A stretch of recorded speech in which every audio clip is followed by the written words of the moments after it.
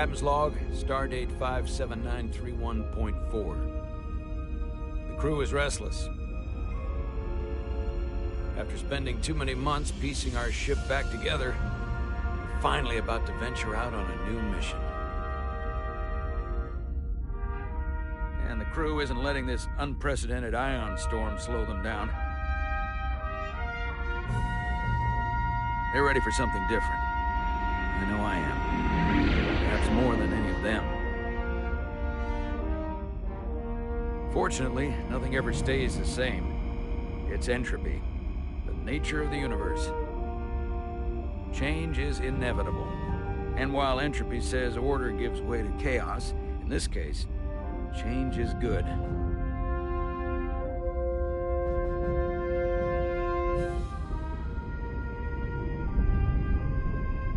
Our new first officer is en route to the Resolute.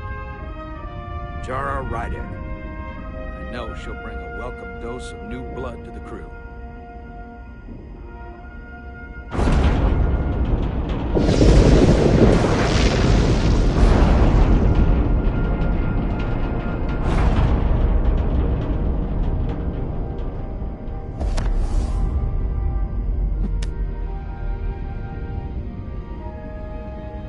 Thanks. No problem. I'm not great with flying. But these little shuttles are the worst.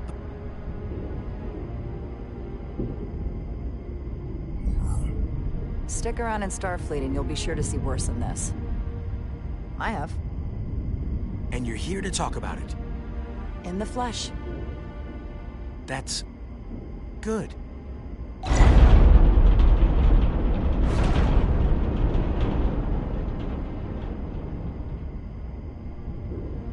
Sorry, I'm a little anxious. I hadn't noticed. I'm on my way to my first assignment. When we get to the starbase, I'm transferring on to the Resolute. So am I. It won't be easy for Jara to step in at the 11th hour like this. But if she's half the officer I knew she could become when she was a cadet at Starfleet Academy, she'll be the XO this ship needs right now.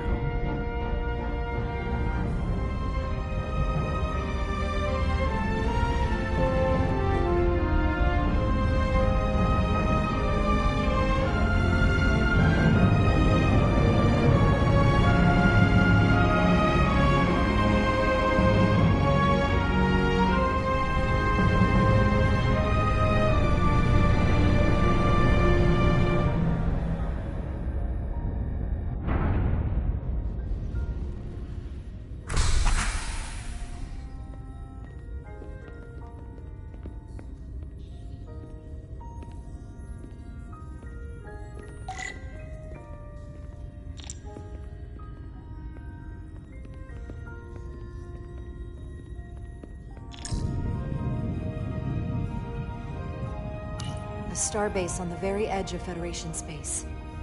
Long way from home now.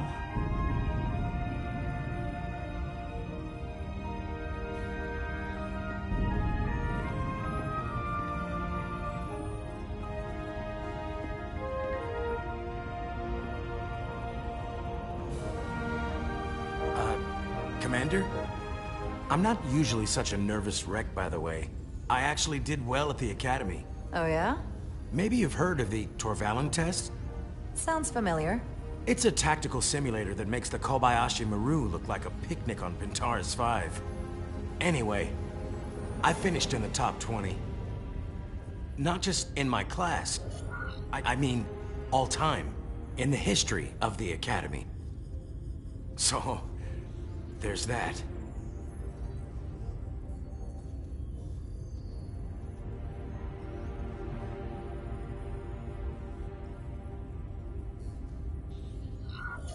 Really? That's quite impressive. Thank you. It was tough. But you know, I set my mind to it and it paid off.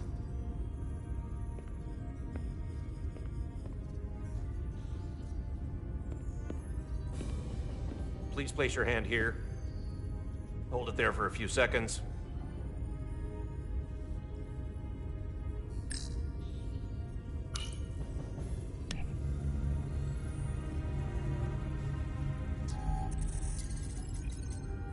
Welcome, Commander Rydek. Wait, you're Jara Rydek? You absolutely crushed the Torvalin test. You finished in what, like the top 3? That would be me. Now I'm really... It's an honor to meet you, Commander. Sorry, I didn't realize before. I just came off the shuttle and was glad to be on solid ground, so to speak. The pleasure's mine, Ensign. Paul Calloway. Good to meet you. I believe Commander Ermot is expecting you. He's in the concourse just ahead. See you on the Resolute.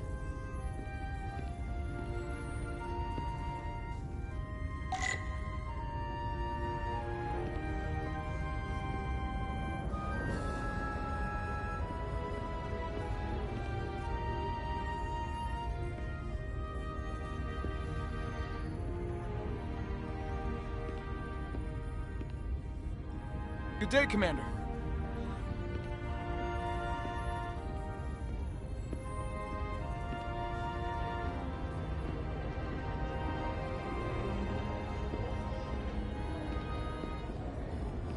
If I remember my briefing, Commander Ermot is a Bolian, so I'm looking for someone with blue skin.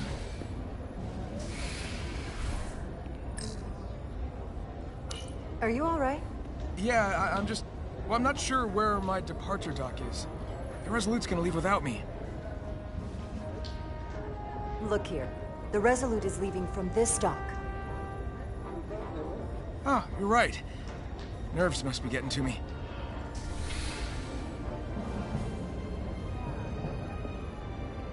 Thanks so much, Commander.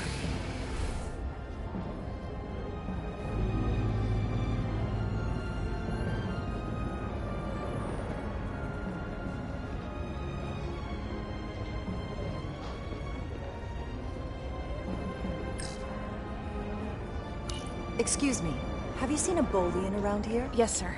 Right back there, near the replicator. Ah, there he is. Thank you. Happy to help, Commander.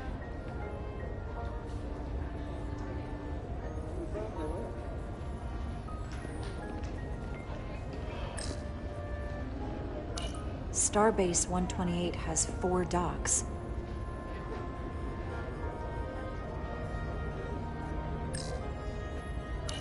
I'll replicate myself a meal once I'm on board.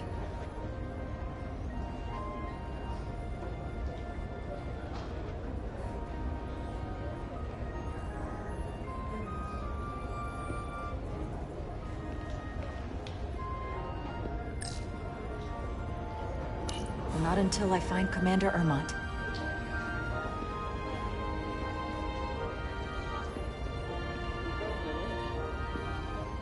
Excuse me.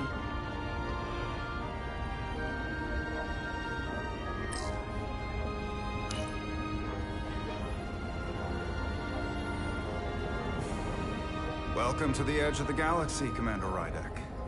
I'm Commander Jan Ermot, Operations Officer on the Resolute. Commander? I hope there wasn't too much trouble getting here. This storm isn't making anything easy for us right now. I know conditions are less than ideal at the moment. It was a bit bumpy, but otherwise okay. My apologies. This storm is unlike anything I've seen before. We're grateful you were able to come fill our first officer vacancy at such short notice. From everything I've read and everything I've heard, we're lucky you were available to us. Coming from a premier starship and all. To our little research vessel. What exactly have you heard about me? First in your class at the Academy. Received the Starfleet Award of Valor during the Dominion War. Most recently, Tactical Officer and Chief of Security on the USS Endeavor. You've done your homework. Like I said, we're very lucky.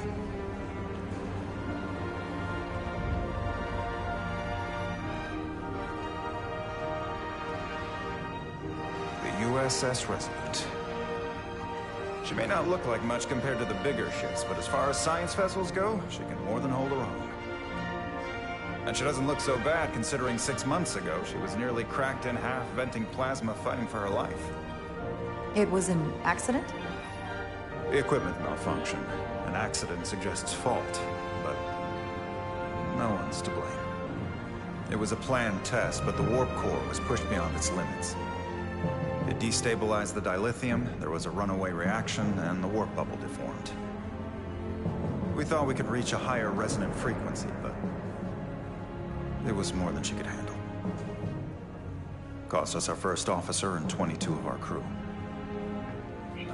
At the end of the day, we're all responsible for each other. That's what it means to be a crew. I can't even begin to imagine what that must have been like for you. I'm so sorry for your loss. Thank you. It does weigh heavy. There are some things you can't forget. It's been 6 months. What's the attitude among the crew now? Unsettled. But I hope that a new mission will help them move forward. If not, move on. Listen. I realize you've known Captain Solano for quite some time, and I'm sure you're ready to bring your best. But I should warn you that when the captain announced you would be the new first officer, there were those who felt it was a mistake, that he should have promoted from within. So you might want to tread lightly at first. Until they come to value your contributions as much as he does. Thank you. Always good to have a sense for what you're walking into. I just thought you ought to know. I appreciate it. Starfleet has assigned us a high-priority mission to the Hotari region. I'll let the captain brief you on board.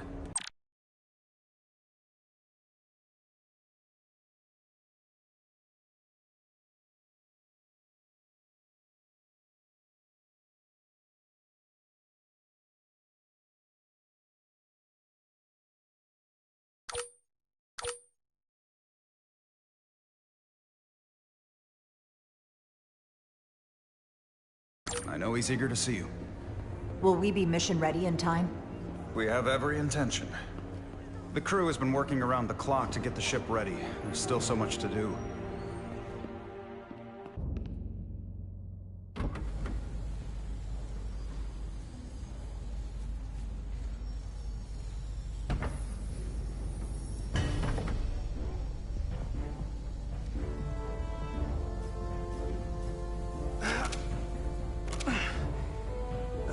Stuck. I got just the thing.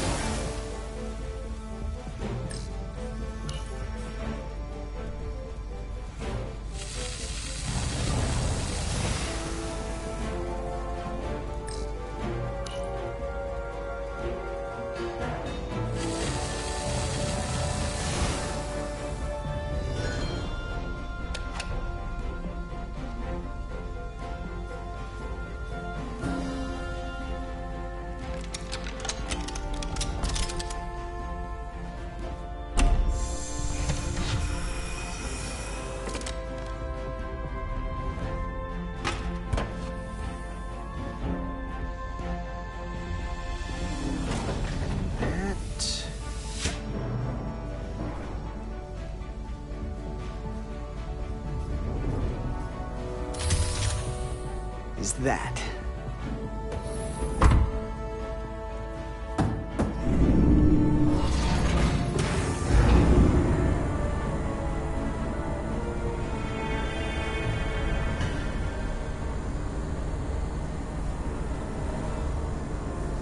I thought the thing was totally fried.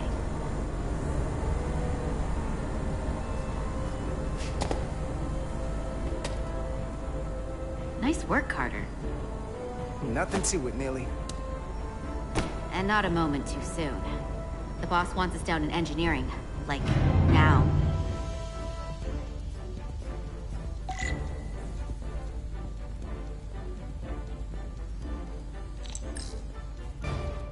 Everything okay?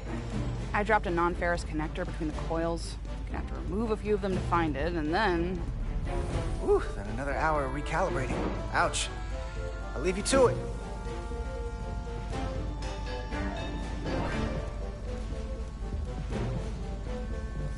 Come on! Hey Diaz, have you seen a hyperspanner around here? I last saw it near the shuttle, Ptarmigan. I'll let you know.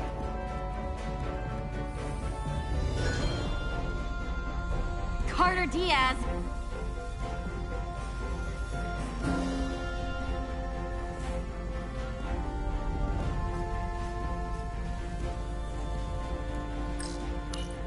That's not where that goes.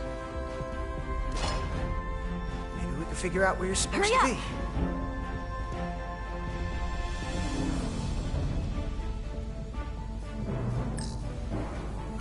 Oh, hey, there it is. You're a lifesaver, Diaz. Well, I don't know about that, but I try. Time's a-wasting. Yes, you're in my light. Oh, sorry. Corrosion in there was pretty extreme. Nothing I couldn't handle, though.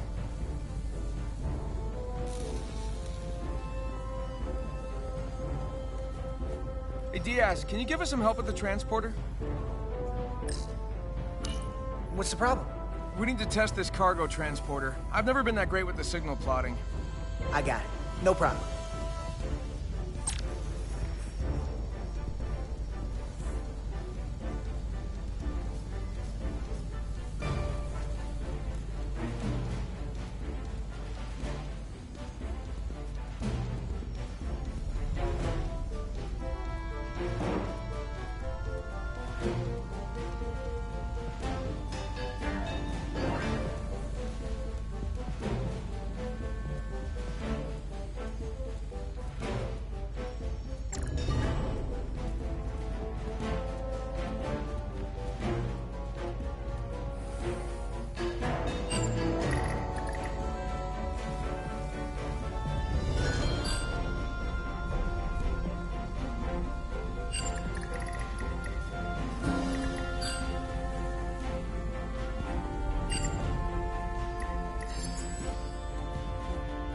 No sweat.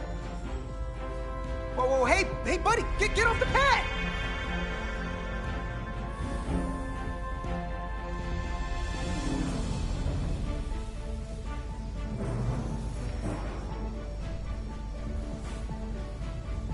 Don't tell Chovak. Not a word.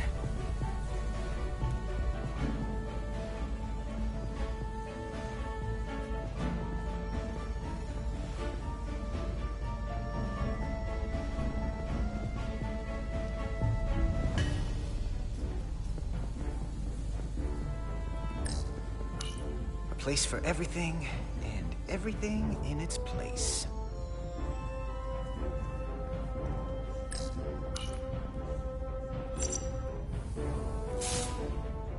Someone gonna fix that?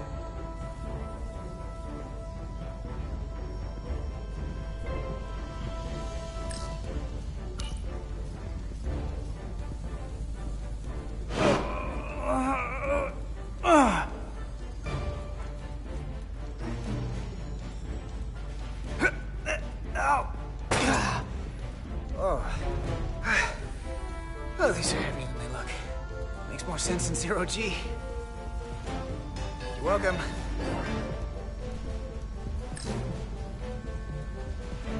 So clean I can see myself. And you know what? Not half bad.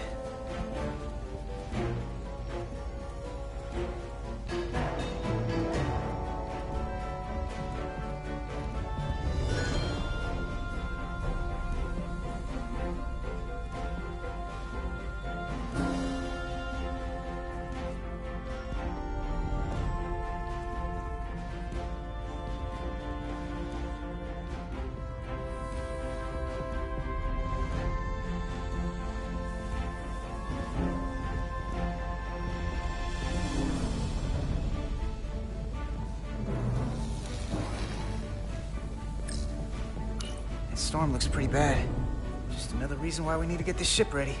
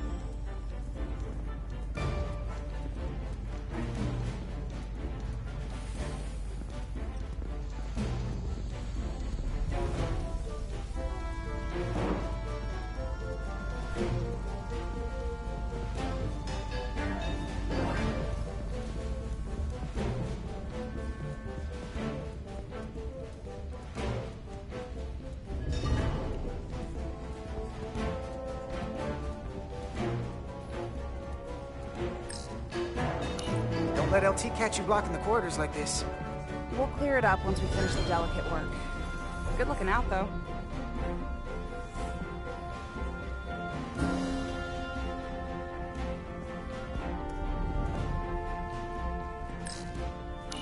Good to see her fully operational again.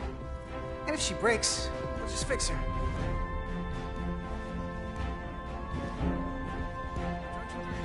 Gives you access to tubes behind cargo storage all the way to the turbo lift. Not after the retrofit. Bulkhead cuts it off at Section 2. New computer reroutes. So then... I'm thinking we'll have to do the work in that tube. Then take the turbo lift from Section 2 to Section 3. Well, wait, there's a subfloor crossover around Junction 32E. What do you have against using the turbo lift? Nothing, I just like being in the tubes. It's my domain. Hey, you need any help? Okay, good luck.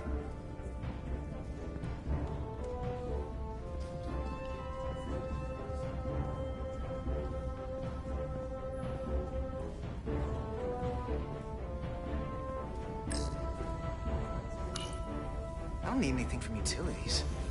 Force of habit, I guess.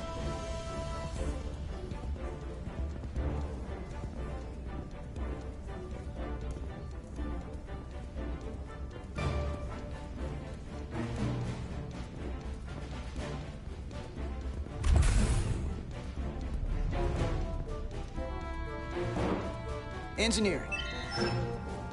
I heard the new XO just arrived. Won't be long before we get underway. I just hope whatever Chovok called us down for, it's something good. I can never tell with him. I'd rather not end up degaussing plasma manifolds. Hanging upside down makes me queasy.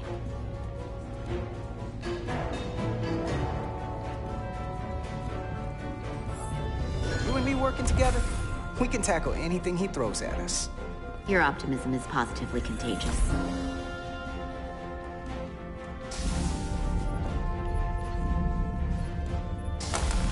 Looks like we got here before. Lieutenant Commander Chovok. We were just looking for you, Commander. Petty Officers Ed Solar, Diaz. I was beginning to think you would be late. We are all hands on deck right now, which means if you are not at your post at the appointed time, I do not have someone to replace you. A point I have been forced to make to Petty Officer Edzelar on repeated occasions.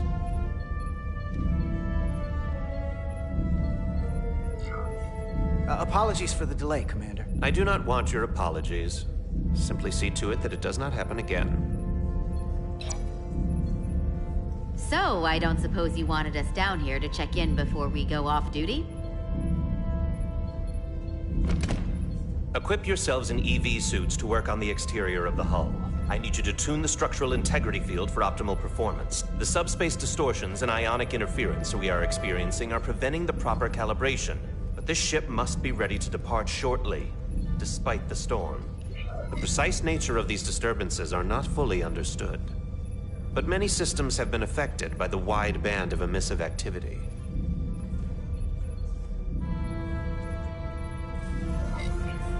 how concerned should we be about the storm? Are you worried?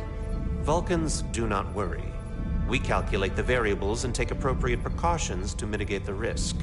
Right now, that entails making critical preparations, because long-range sensors show that these disturbances will be more severe at our destination, the Hotari system.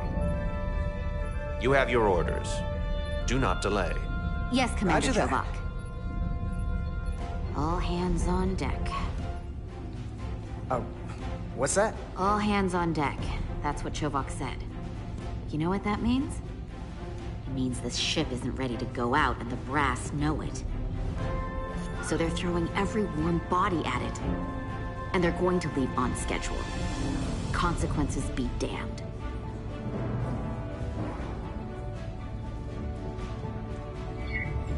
Won't get an argument from me, Nelly.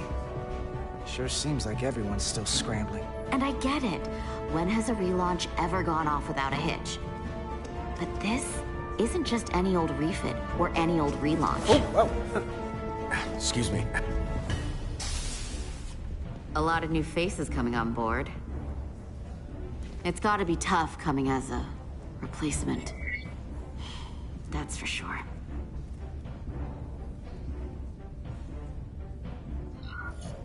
They seem all right. Something that happened 6 months ago while they were off on another ship? Well, that's nothing to hold against them. Yeah, you're right. I guess getting a little new blood on board doesn't hurt.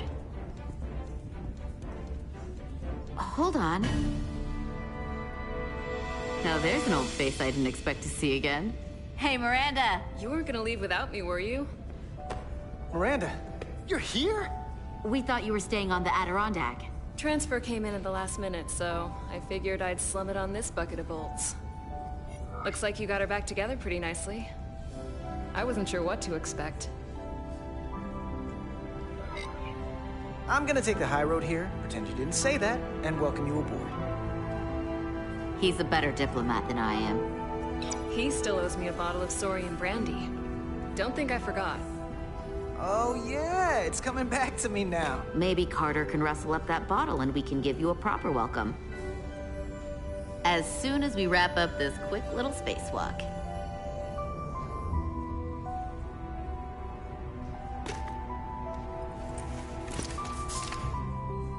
Here, let me help you. Thanks. So what's the word? Are you back in the security rotation? Yep. Still running with the usual suspects. Whoa! Good to go.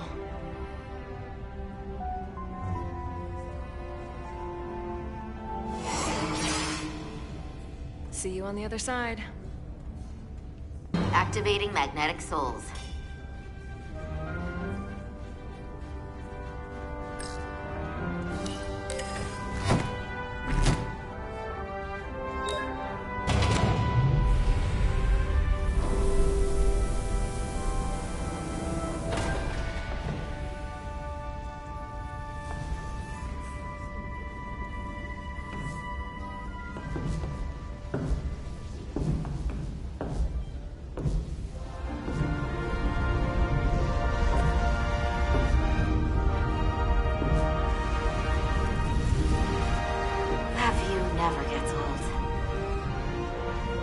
Let's go.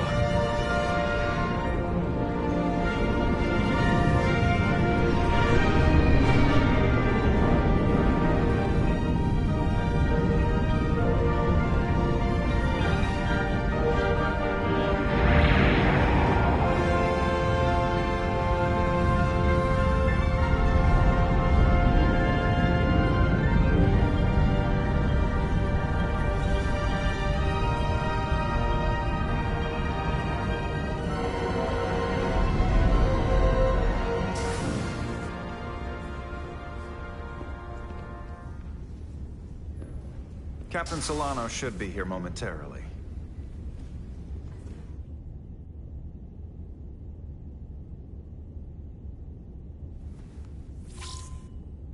You'll have to forgive me, I don't know much about Kobleods.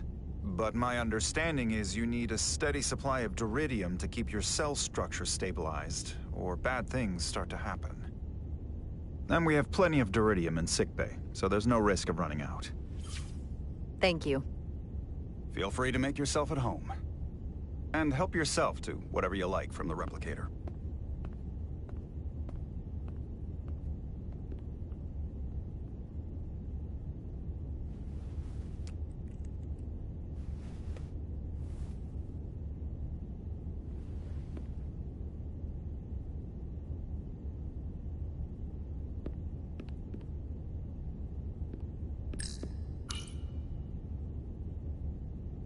He's still got a thing for trains. The warp engines of their day, apparently.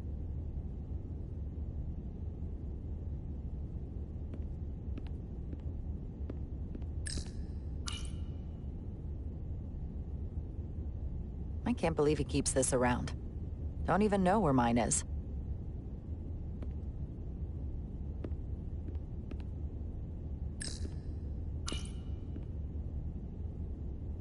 The first mineral Captain Solano ever discovered. Always was the nostalgic type.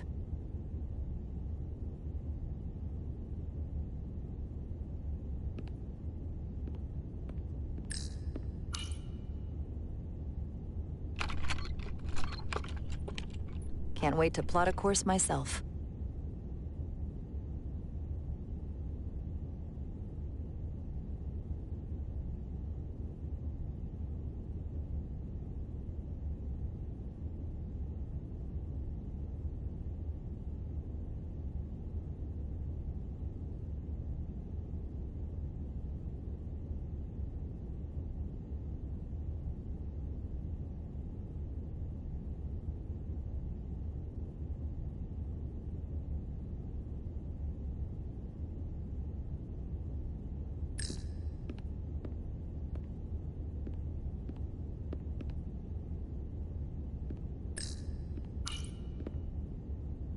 We'll be out there soon. Going where no one has gone before. Jara Rydek. Last time I saw you, it was graduation from the Academy. You'd already secured one of the most prestigious assignments possible. And you were burning with enough ambition to fuel 7 trips around the Necrid Expanse. It's good to see you again, Captain. I could not be happier to have you on the Resolute. My only regret is that we couldn't provide you with a warmer welcome. The arrival of a first officer to her new ship deserves a bit of fanfare. But, unfortunately, we've had our hands full with the refit.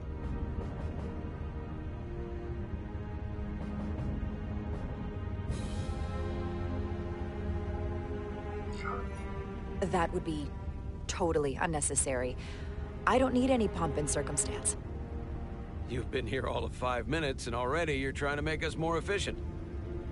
I like it. As I'm sure you've heard, we've had a rough go of it these last 6 months. The ship suffered some damage, but not nearly as much as the crew.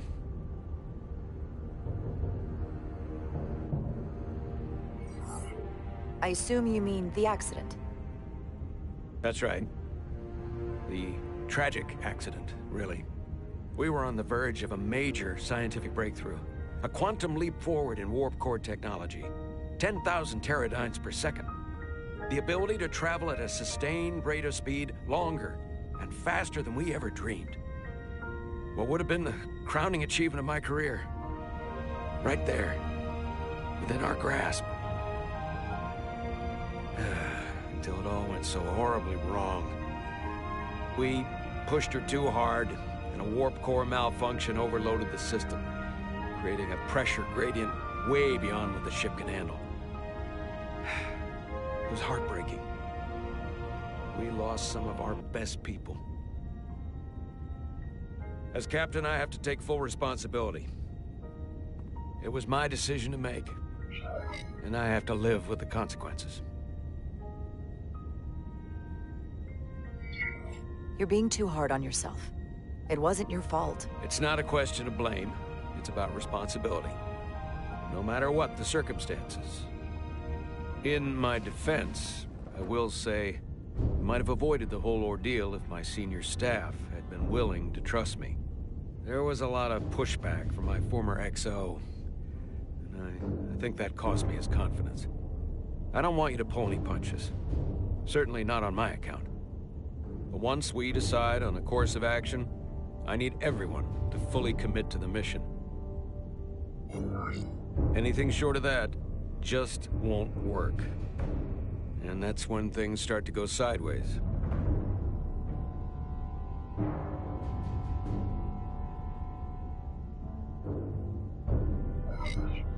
Whether I agree or disagree, I can promise that I'll be honest to a fault. Good. That's exactly what I'm looking for. But at the end of the day, it has to be my call. Look, I'll be blunt. We can't afford another mistake. Or at least, I can't. I feel like my career is hanging in the balance here. We need a win. Something to restore the crew's confidence. I understand. On a more positive note, Starfleet has tasked us with what they're calling a mission of the highest priority. Escorting a senior diplomat to Hotari space.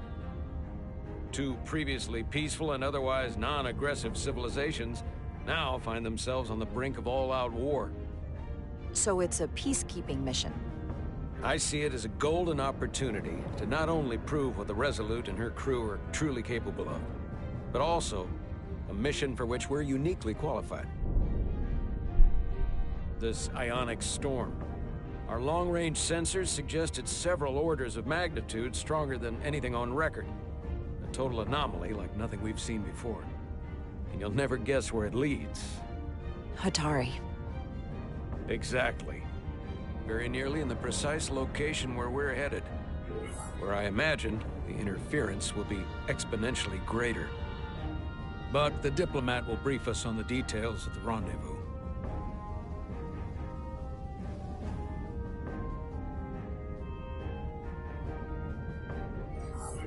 Who is the senior diplomat we're escorting? That I don't know. Starfleet hasn't said. But I don't want to get ahead of myself. I expect we'll have some rough sledding when we arrive, so I need you to prepare the crew for the worst. There's just one more thing I want to clarify up front. The metric that for me will be the ultimate measure of your success. What is it? If after serving as my first officer, you don't one day find yourself with a ship of your own, then I will consider it my personal failure. When that might happen is entirely up to you. But it goes without saying, you have my full support. Thank you, but I feel like I still have so much to learn. You'll have plenty of opportunity. And if you're willing to put in the work, I'll do everything in my power to help you along the way. Come, let me introduce you to the crew.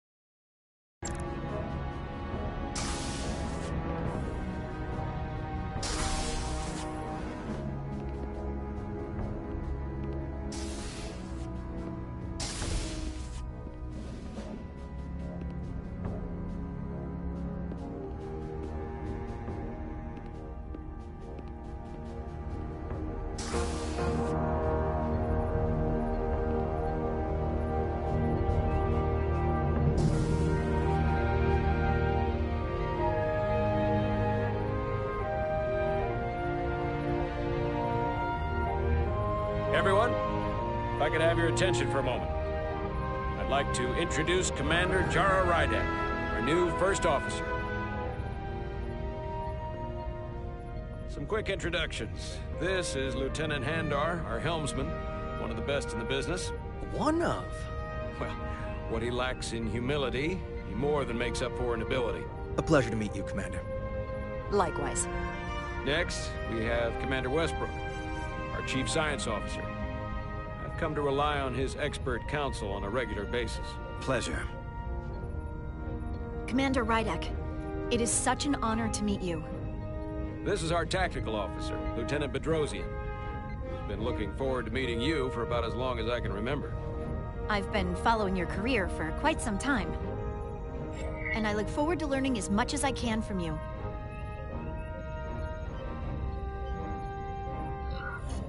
If anything, the honor is mine. Well, I have to admit, one of the reasons I've followed your career is because you're part Kobliad. Because of what you've overcome. Starfleet stands up for people who can't defend themselves. And you were one of those people once. But since then, you've done so much to protect others who need it. I really admire that. So, you've been something of an inspiration to me. Not that I've done anything close to what you've done, but you definitely set a standard to strive for.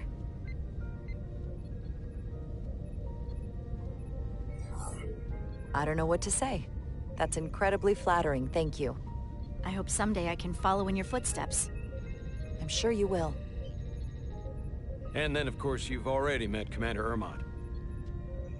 Please, do everything you can to make Commander Rydek feel at home here. I'll be on the starbase.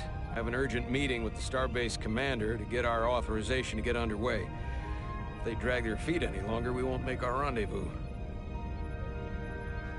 The bridge is yours.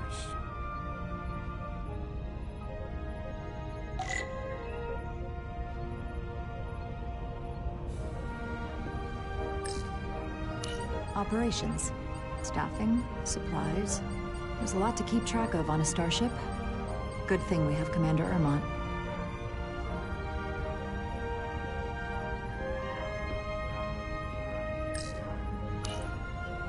The helm. The Resolute is a refitted Centaur class, meaning it's capable of quick maneuvers. Can't wait to see what she can do.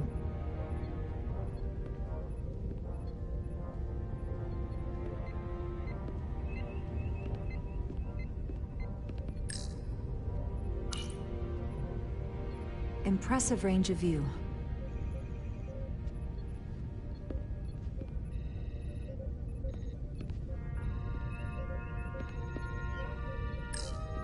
Science station. The Resolute is a science vessel, primarily. Might explain Commander Westbrook's attitude. I'll have to speak with him later.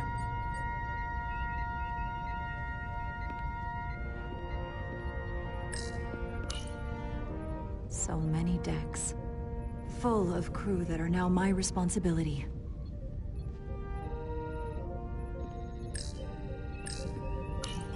Tactical station. Hopefully a diplomatic mission won't require we use our weapons much. But if it comes to that, we'll be ready.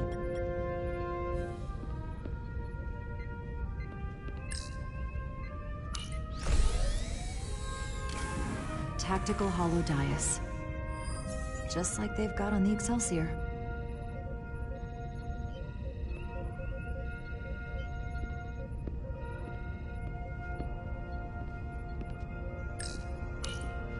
Communications.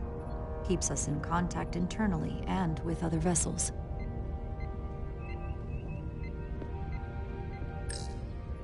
Turbolift could take me anywhere on the ship, but I'm right where I need to be.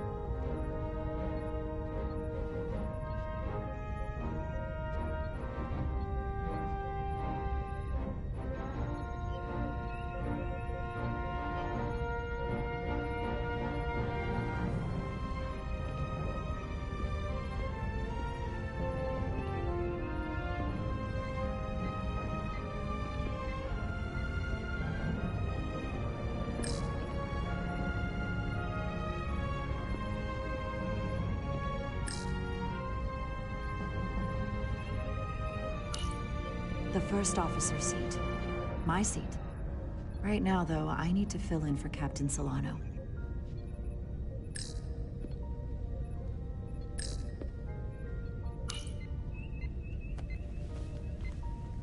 Commander, Chief Engineer Chovak needs to lower the structural integrity field. He's sent a crew out to recalibrate the emitters in response to the danger posed by the storm. We just need your go-ahead.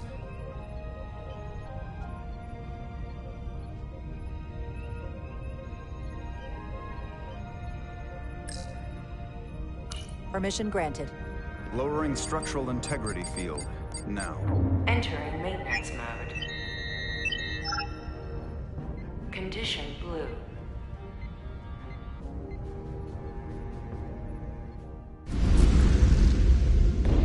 The storm is getting worse. Looks like they turned off the SIF. Great. Let's get to that emitter.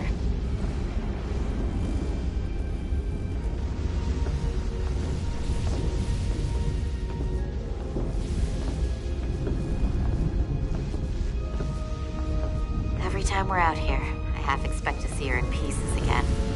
She's still got some scars on her. It adds character. When I joined Starfleet, all I wanted was a ride out of town. But this isn't exactly how I pictured it. On the outside of the ship? No. Sometimes it feels like we're just part of the machinery. Don't you want more than that? I mean, Starfleet is noble and all, but it's still a machine. A massive, massive machine.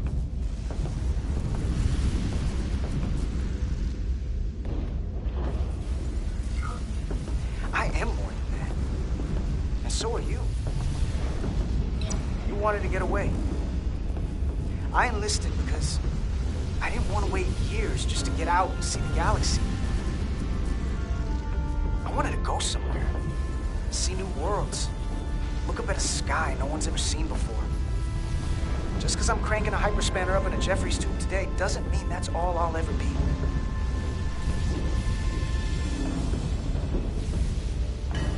Diaz to Commander Chovak. We are at the SIF emitter. Acknowledged. You may proceed with the recalibration.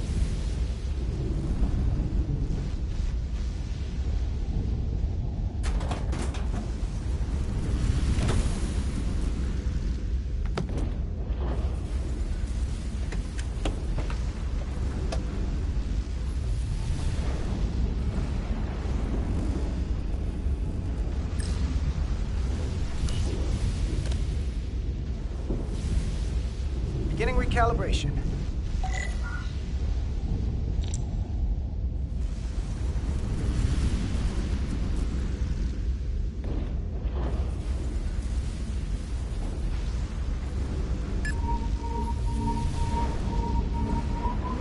Careful.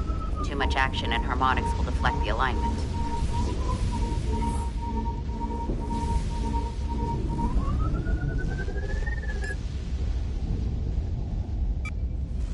Looks good.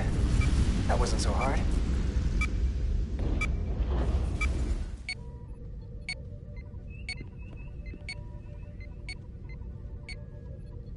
Commander Westbrook, right? Chief Science Officer.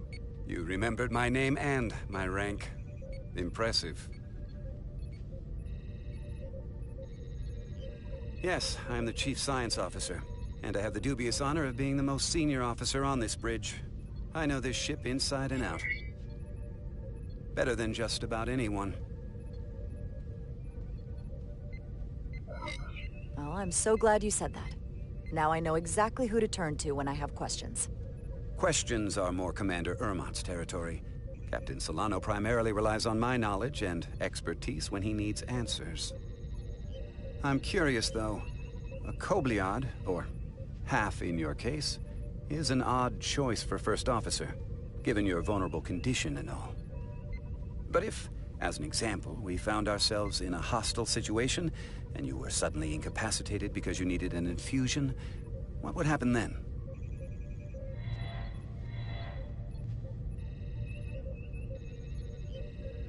You'd leave Captain Solano without an XO. Granted, that would be a worst-case scenario, but not outside the realm of possibility. That's very kind of you to be concerned about my well-being. But you don't need to trouble yourself on my account. I'll be fine. Well, I wouldn't say I was concerned, just curious, that's all. Listen, can I be blunt, Commander? I see no reason to stop now. Commander Sutherland, your predecessor, was one of the best first officers in all of Starfleet. His record was impeccable and his reputation was without equal. I mean no disrespect, but the shoes you're stepping into are almost impossible to fill. He was loved by the crew. And he was one of my closest friends. So I can only hope that you'll live up to expectations. I don't think I could ever replace Commander Sutherland. And it would be a mistake to even try.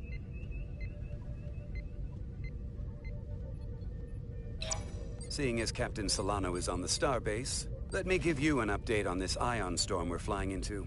It's unusual, unlike anything I've ever seen.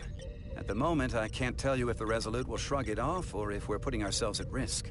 However, if we learn more about its patterns, its nature, we can come up with a scientific countermeasure. Just a moment.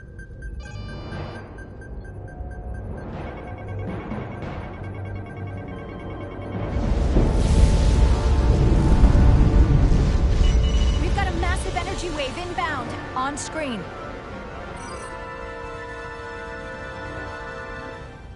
Tracing its trajectory. Starbase docking clamps are holding.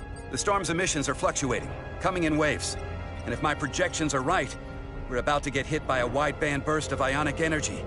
Like a tsunami. I'm reading power abnormalities all over the ship. Estimated time to impact, 2 minutes. Red alert. Aye.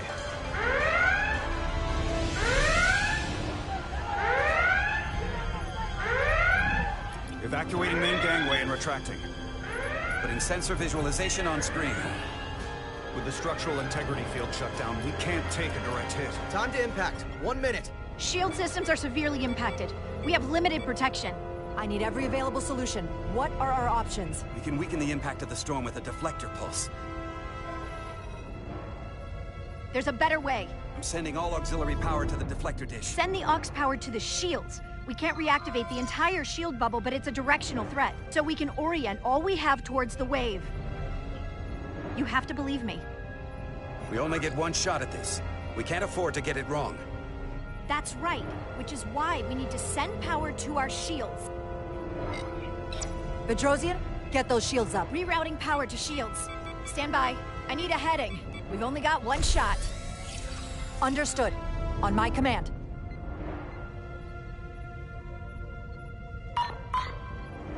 Heading locked. Raise shields.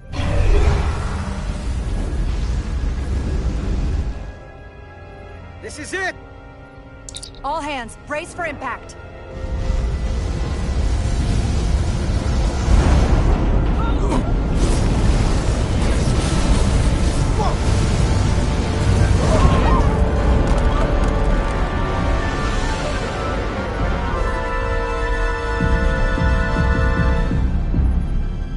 What happened? We have experienced a surge of radiation.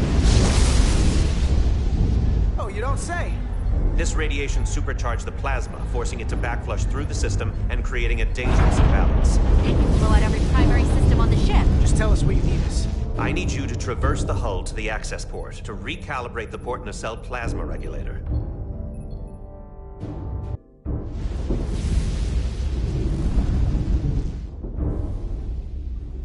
We've reached the first access point.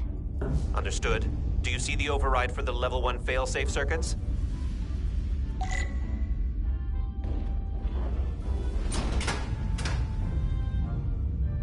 Affirmative. Engage the override. It should allow us to stop the EPS flow to the warp engine without triggering an automatic core shutdown.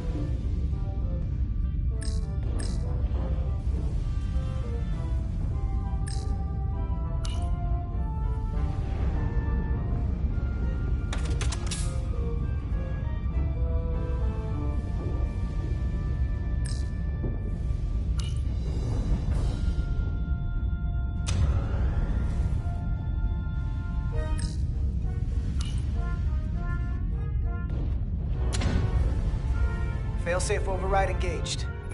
Are you sure? I am registering some crosstalk in the bypass circuit. We need to route the signals so they don't interfere with each other.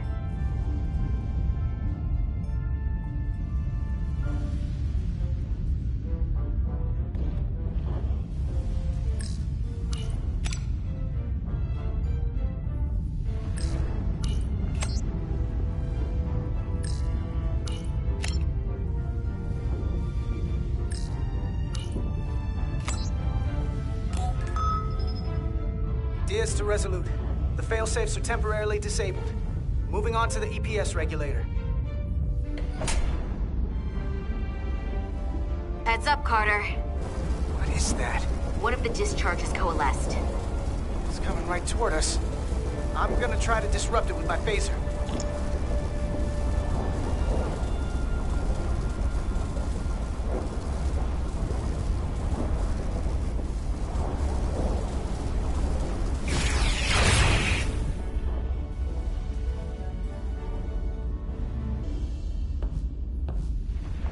So we gotta climb up the pylon.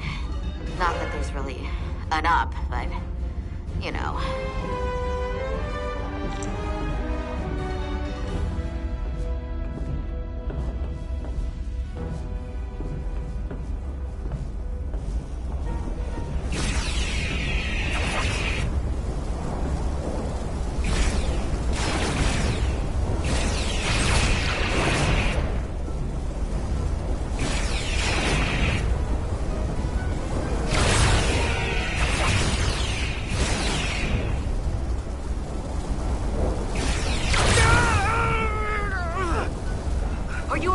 Yeah.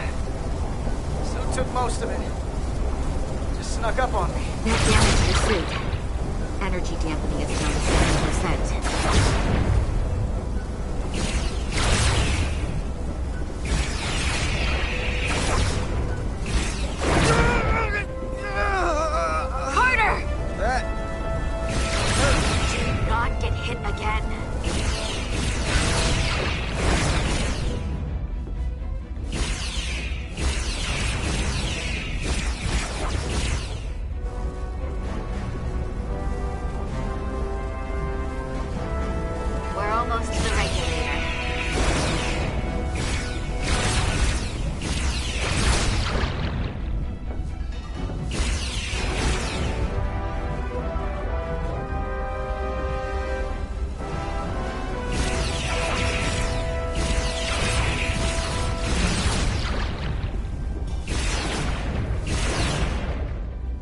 We're at the regulator.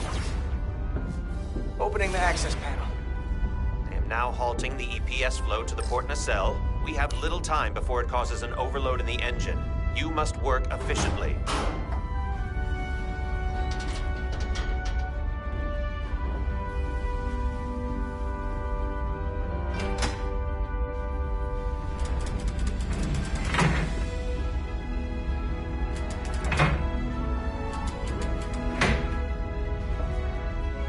Manifold adjusters reset to neutral.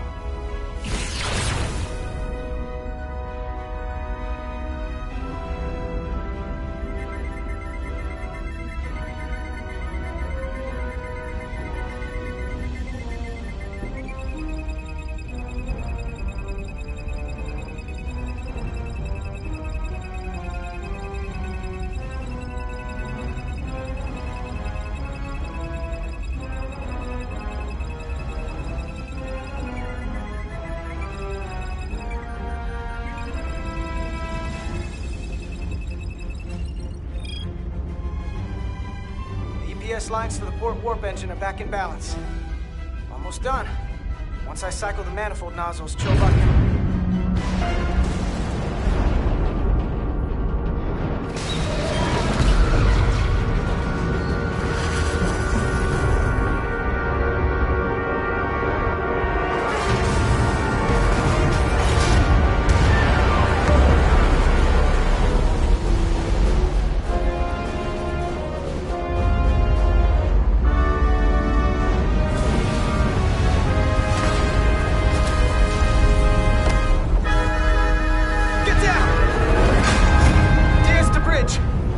Docking clamp. a lot of debris coming down. Hull vibrations, too. We can't finish the EPS regulation in these conditions. Please advise. We have to release the ship from that other docking clamp or the hull will be ripped apart. There's a problem. The clamps are supposed to disengage automatically in an emergency, but it's not working. Not working. What are our options? The docking clamps are fitted with exploding bolts for an emergency release. We've got crew out there. That'd be like setting off a bomb next to them. Maybe there's another way. Starbase is hailing us. Put him through. Resolute, the remaining mooring arm is failing. You need to disengage from the starbase now. The damage to the station will be catastrophic. We have crew outside and are looking for the safest way. We have people on this station. If that mooring arm breaks, we could lose dozens of crew. Commander, hear me out. Reverse the polarity of the hull, which theoretically will repel the docking clamps. And repel the engineering crew right off the hull into the storm. This is Captain Solano. Put me on screen. Go ahead. Captain, we have a situation. Commander, what are you doing? Blow the bolts on the docking clamp. The captain doesn't know the whole story. I'm giving you an order. Chara? Captain, you brought me here because you trusted me. Can you trust me now? You better be sure you make the right decision. The captain made himself quite clear. They're gonna get hammered with debris out there. Reverse the polarity. There is protocol. And there are lives. Starbase, stand by. We're gonna flip hull polarity to disengage the clamps. Yes, Commander.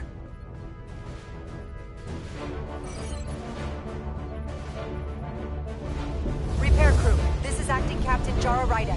Be advised, we are going to reverse hull polarity to free us from the remaining docking clamp. Tether yourself and deactivate your boots on my mark. Understood. 8, 7, 6, 5, 4, 3, 2, 1. Mark!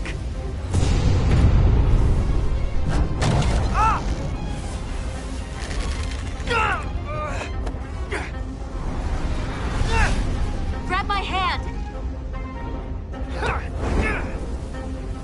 I got you. Thank you. Plasma imbalance is reaching critical condition. We are moments from primary system failure. I got it.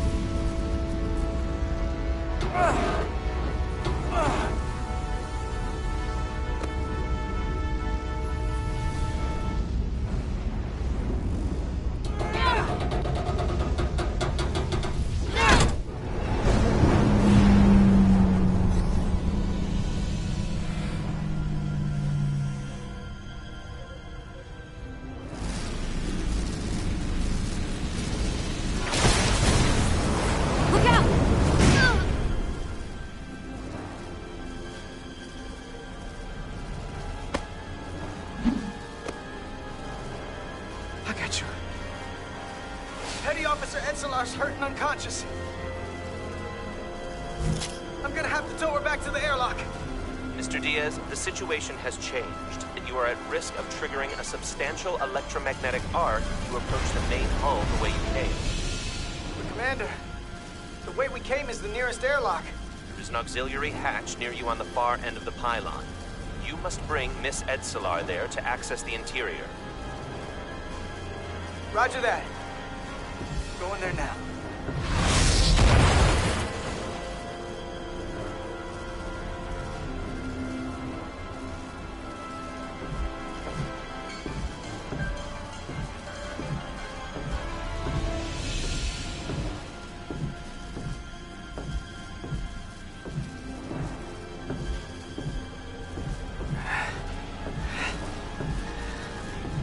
I'm at the auxiliary hatch.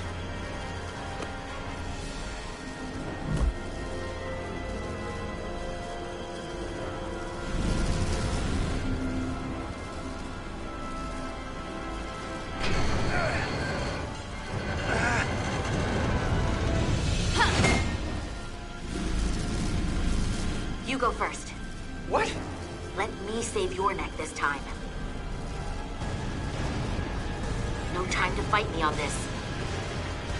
Get in there! Not on your life. Let's not let it come down to that.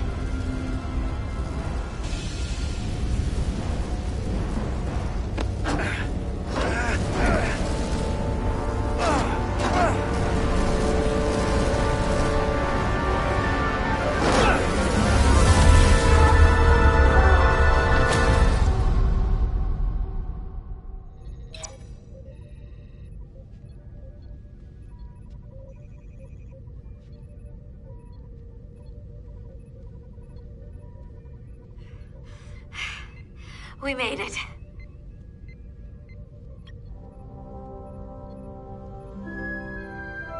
They're safe, bringing the Sif fully online. Do it.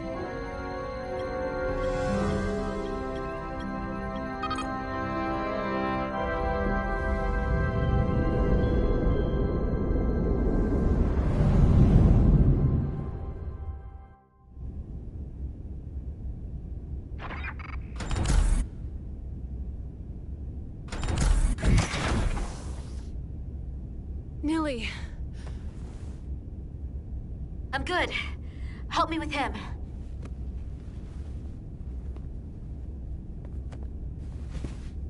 Let's get this off. Medical. Got one wounded at my location.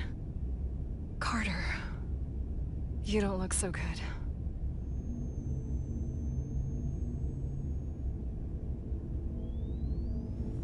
You gotta be more careful. I just got here. I'm not ready to see you two get blown to space dust just yet. Now let's get you down to sickbay. Great.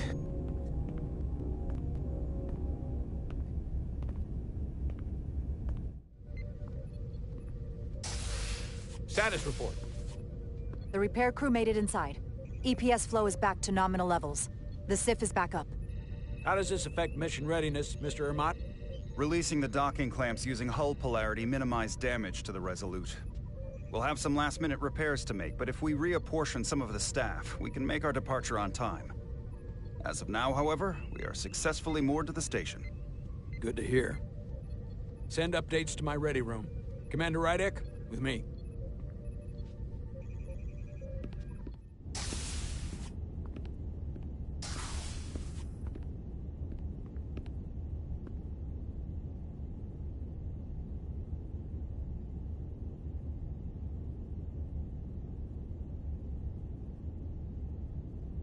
You disobeyed my orders. Well?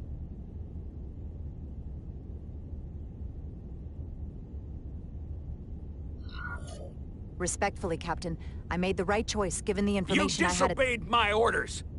And not just in front of the bridge crew, but the Starbase staff as well. That's going to get around. My name's already tarnished around the fleet.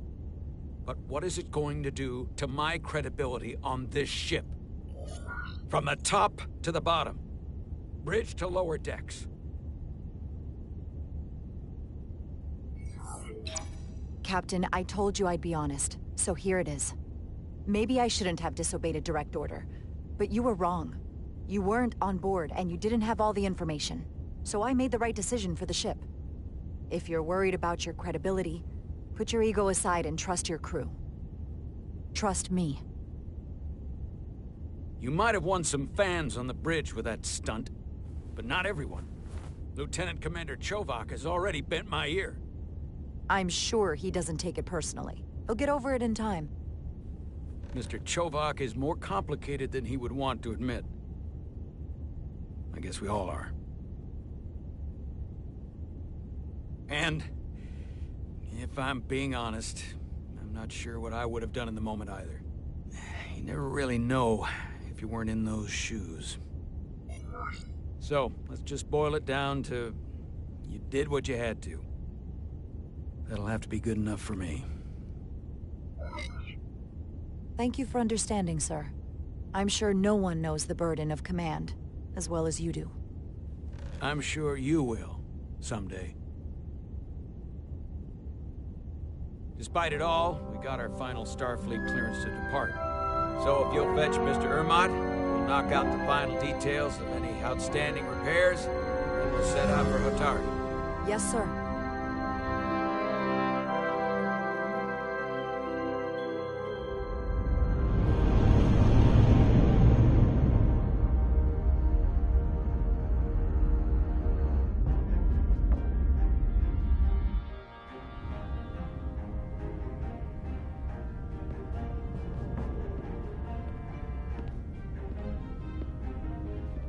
All departments reporting full mission readiness. We've got our full complement on board. This is my favorite moment, right now. The start of a new mission is always full of possibility. The Orion Syndicate could sell it as a drug. Don't let the Admiralty hear you say that.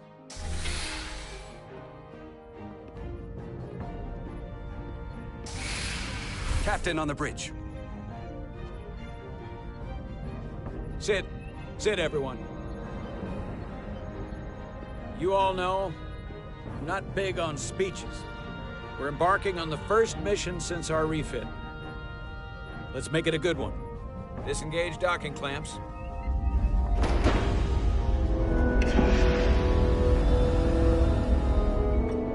Docking clamps released. Thrusters ahead, Mr. Handar.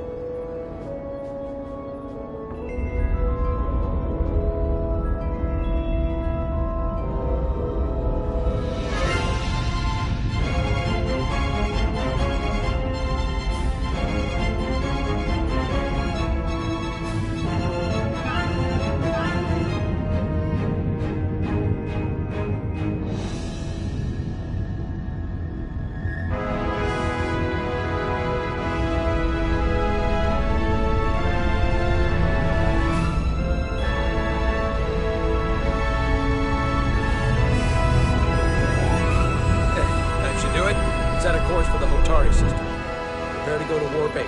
Aye, Captain. You know what? You take this one.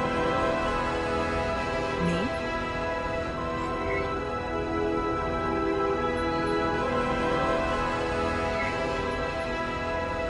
Engage.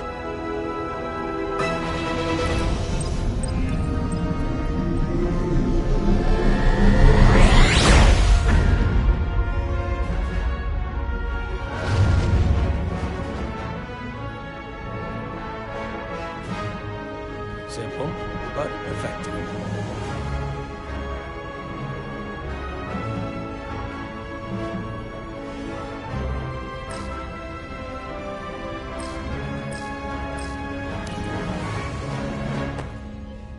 Easy. Thank you. I'm fine. Really, You don't look so good.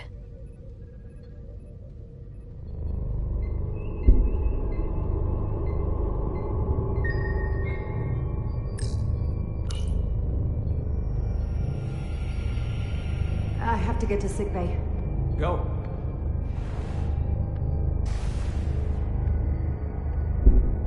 Commander, help me get her inside!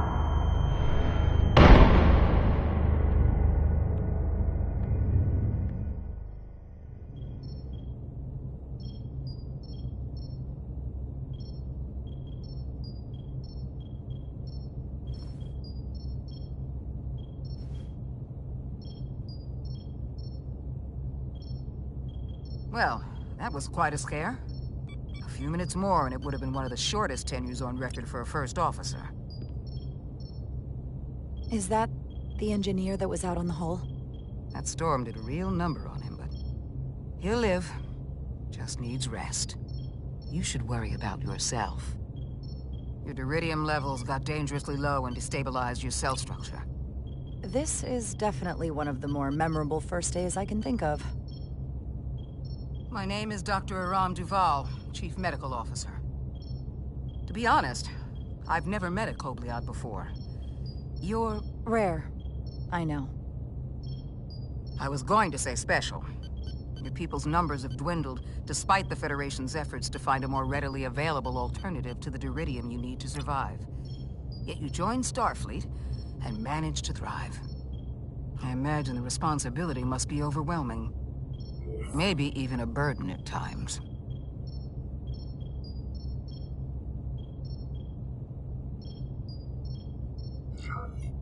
It does make me unique, but it's not a burden at all. I'm honored to be Kobliad, to represent my people. As you should be. And don't worry, I won't treat you like a science experiment. I just do the science and leave the experiments to Solano. You don't agree with his methods? I don't agree with his definition of acceptable risks. Not when the lives of your crew are at stake. My professional opinion is that the accident took a toll. More than he's willing to admit. He's overstressed, operating in the pressure cooker of his own mind. Which is never a good headspace when the lives of your crew are at stake. What concerns me is that now he's even further away from the thing he's been chasing his entire career. Breakthrough discovery. The major innovation. Something he can put his name on. The more the time passes and the further out of reach it gets, the more risk he'll be willing to take. People become blinded by their own ambition. I've seen it happen before.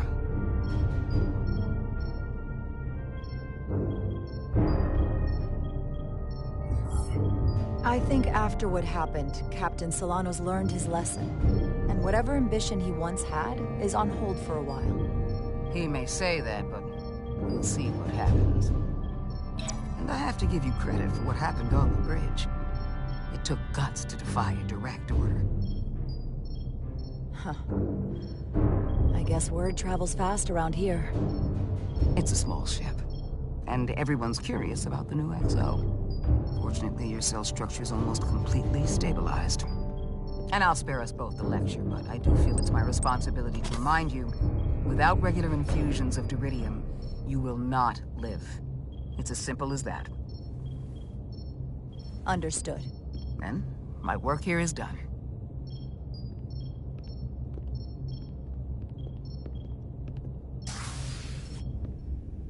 Lieutenant Bedrosian. I came to see if you were okay. We were all pretty worried on the bridge. No one knew what was happening.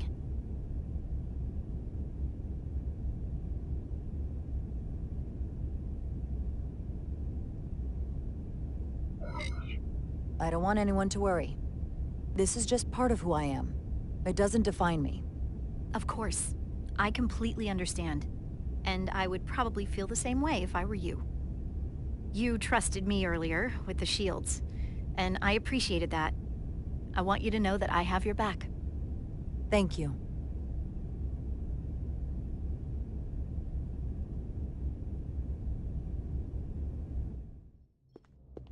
Now, Carter, the emissions that gave you that burn are quite unusual, like everything else that goes with this storm. That's a combination of hyronolin and lectrazine to counter the radiation effects. That should help speed your healing. She's come by a couple of times to see you already. Be brief. It's good to see you awake again. I was starting to get worried. Not that you aren't in good hands with Dr. Duvall. You did take one hell of a shot, though.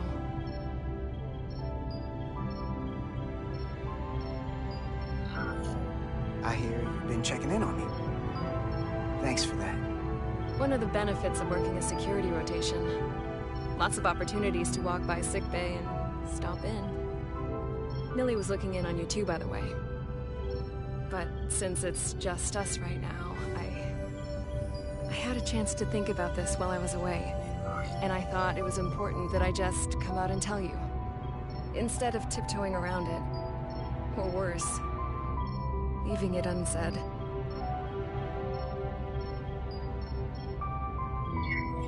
Wait, are you angry at me or something? Oh, no, not that. I'm sorry. I'm probably making too big of a deal here.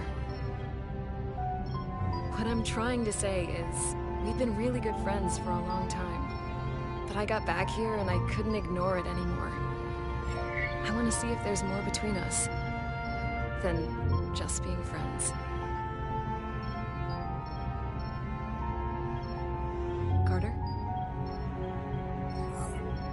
don't have to explain it. I feel the same way. There is something between us. So, do you want to find out what that something is? If it's there for you, and it's there for me, why not give it a try? We don't have to put too much pressure on it. Let's just see where this goes. I like that. Definitely felt some pressure coming down to see you. Sorry to interrupt, but the patient needs to rest if he wants to get back to his old self. Of course. I'll see you again soon.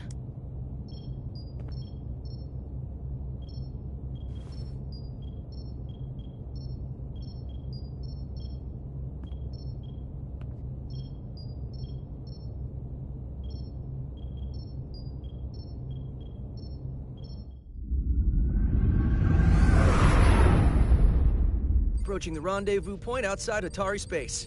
Helm, bring us out of warp. Dropping to impulse. Ionic interference surging, Captain.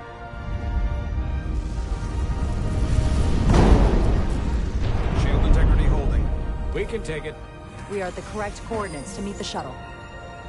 Commander Rydek, find us our diplomat, if you will. Aye, Captain. Let's reduce the noise. Filter out environmental signals. I can manually tune what's left for Federation signal types.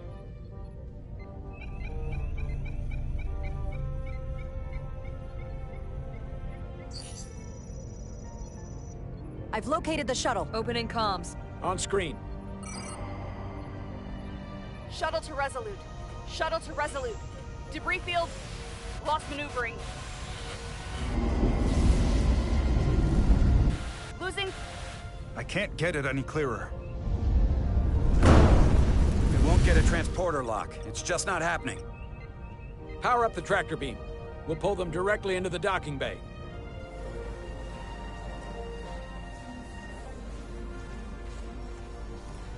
Diaz, you good to run the tractor emitter? Yes, sir. You sure? I'm sure.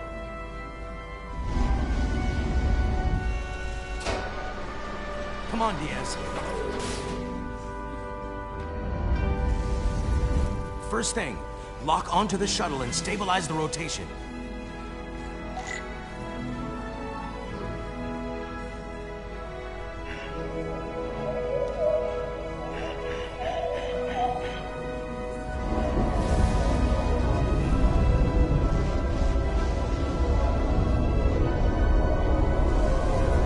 We're pulling in debris.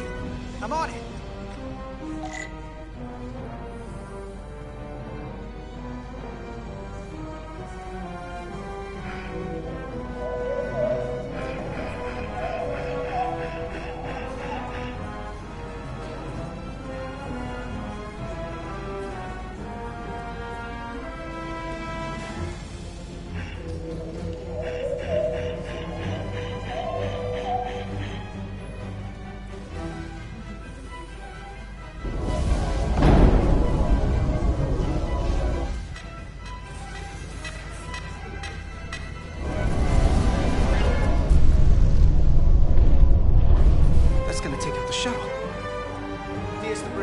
There's a large piece of debris headed for the shuttle. The tractor beam can't handle it.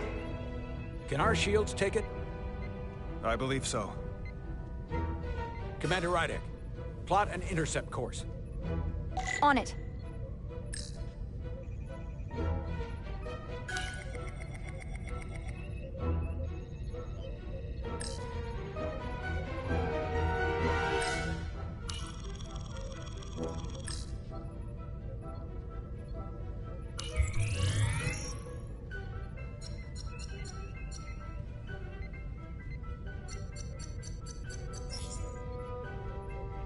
Here we go. Maneuvering thrusters bearing 53 Mark 17. 200 meters on an intercept course. Maneuvering.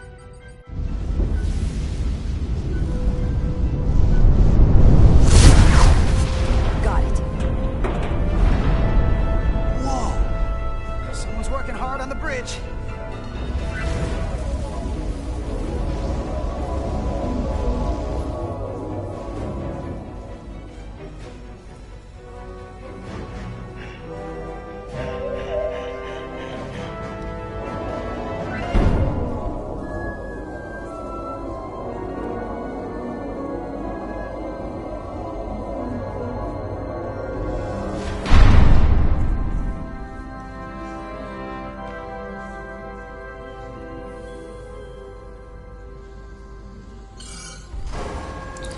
got the shuttlecraft on board. Good job. We're on our way down to meet them.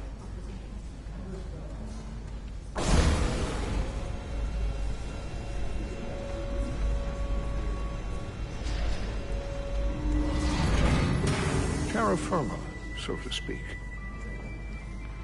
Ambassador Spock?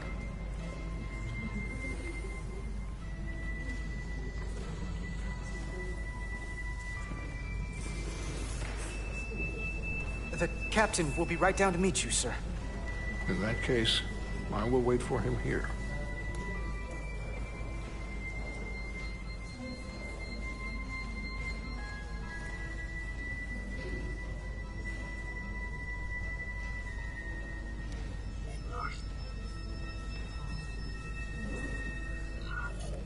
Apologies for the landing, Ambassador. I was operating the tractor beam, sir. I take responsibility. It was not the smoothest transit, but you got us here safely. That is what matters. We thought we were prepared for our arrival in Hotari space, but it is evident my craft was not sufficiently robust for such intense ionic activity. The storm has been pretty intense. There was an element that was most unusual. Before you came to our aid, our maneuvering thrusters and impulse engines were rendered inoperable. So we attempted a short traversal at warp speed, only to find that we could not achieve warp at all, even though our diagnostics computer showed no faults or anomalies. What do you make of that? When all indications say that warp speed is possible, but in practice, we find it is not.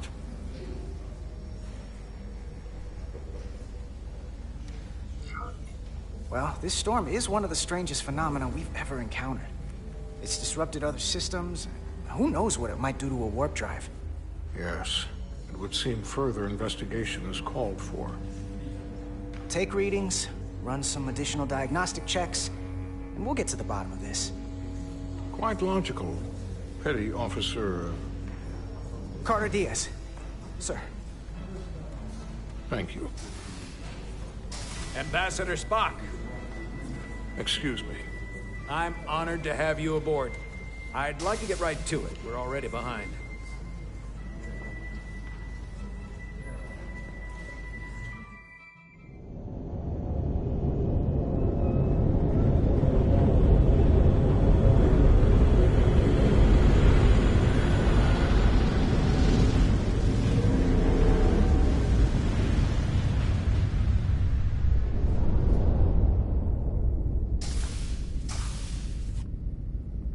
Ambassador Spock, my senior staff.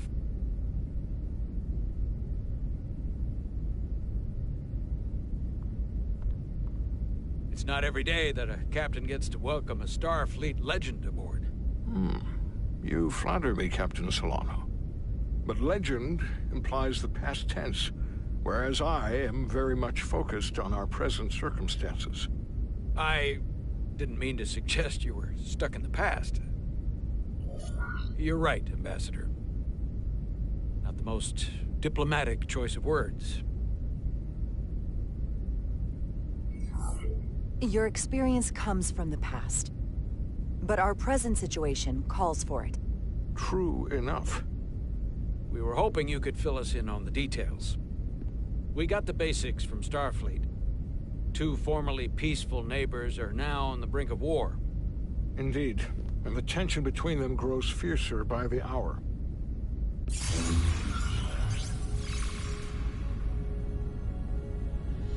Elydia and Hotari. Elydians are the more advanced species. They made first contact with the Hotari over a century ago. This is Tau, the Hotari moon. It is rich in dilithium, and for decades, the Hotari and the Elydians have shared a mining operation there. The Elydians provide the technological resources, while the Hotari have served as the labor force. The stability of that arrangement was the source of their peace, until recently. The Hotari have suddenly and forcefully seized control of the mining operations and expelled the Elydians from their system. That is the official story, as told by the Hotari. when they requested Federation mediation, but the details remain scant. Communications between all parties have been limited by the ionic interference.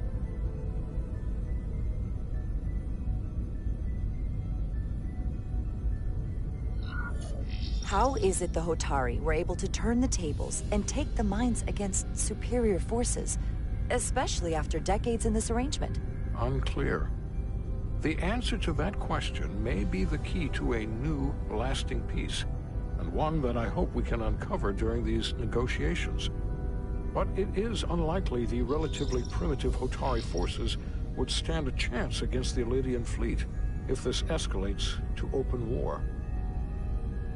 Left unchecked, this conflict will result in more bloodshed, which is what we are here to prevent. And the dilithium trade hangs in the balance. Clearly, the Hotari have been exploited in this relationship. Maybe we can persuade them peace is the more profitable alternative for everyone. They both profited from the mines. And for the Hotari, something is better than nothing. Peace is our objective, after all. That is correct. We can call it profitable or mutually beneficial, but at the end of the day, the Hotari are still being exploited for their own resources. True peace is not merely the absence of war. And as such, this conflict will surely come again. Neither the Elydians or the Hotari are members of the Federation, so we can't make them do anything. There is an additional complicating factor I should mention. In the past, the Federation has relied on the Elydians as a source of dilithium. That certainly changes things. Federation sources its dilithium from a lot of places. Yeah, and this is one of them.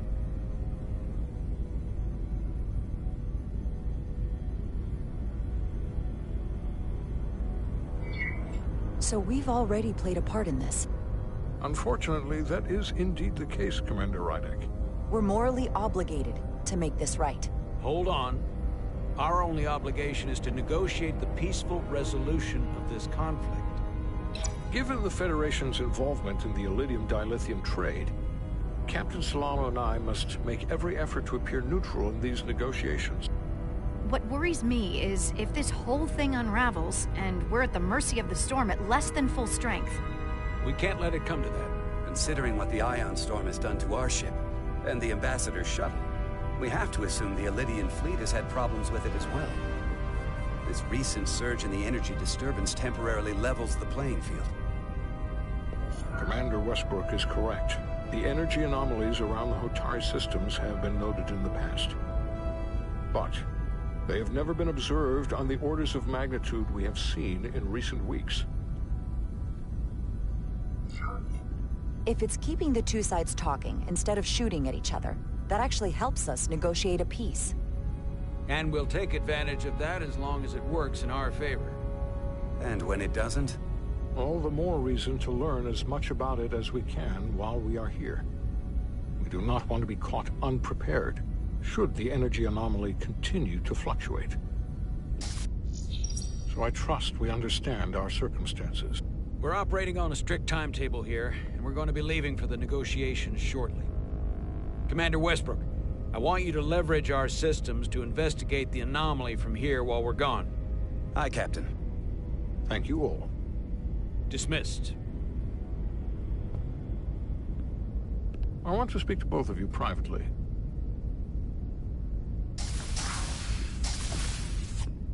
Ambassador Spock, I'd like to make a formal introduction. My first officer, Commander Jara Rydek.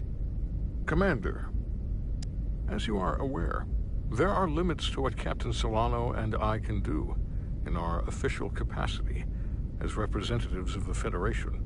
But someone in an unofficial capacity, your first officer, for example, would not be bound by those restrictions.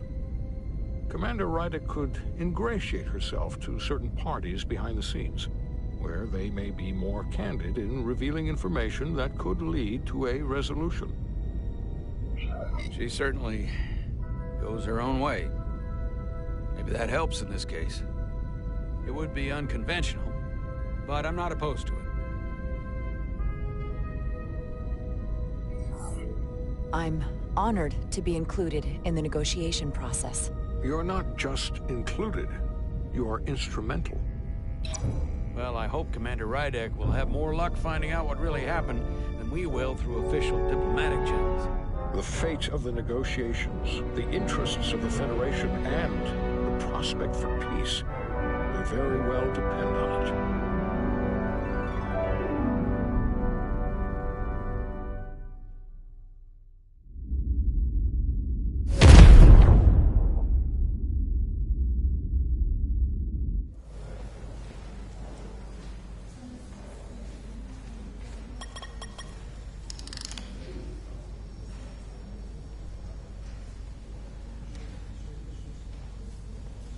Mr. Diaz, I understand you have already discussed the warp drive failure with Ambassador Spock?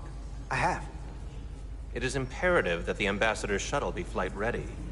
I need you both to ascertain the root cause of the system failures he encountered. I'm surprised, Commander. I thought you would have wanted to work on Ambassador Spock's shuttle yourself. I respect the Ambassador and his many accomplishments, but I do not derive any satisfaction from interacting with his shuttle as if it were somehow transubstantiated through its association with him. Especially when I have the entirety of this starship to concern myself with. I am not the chief engineer of this shuttlecraft. The Ambassador asked me to take a look, and I'm ready to crack this thing open. Good. You could learn from Mr. Diaz's focus. I'll take notes. Then I will leave you to it. Make note of any abnormalities in your report. Carry on. It seems like he's warming up to us. Yeah. Even Chovok has to look at that face and know you've earned some real respect. And I have to admit that I owe you one. You were right to make me go first. I don't know what I was thinking. You did the smart thing. You've pulled me out of trouble how many times? Call it even. Okay. At the very least, maybe I can track down that bottle of Saurian brandy you're still on the hook for. But first, we have work to do.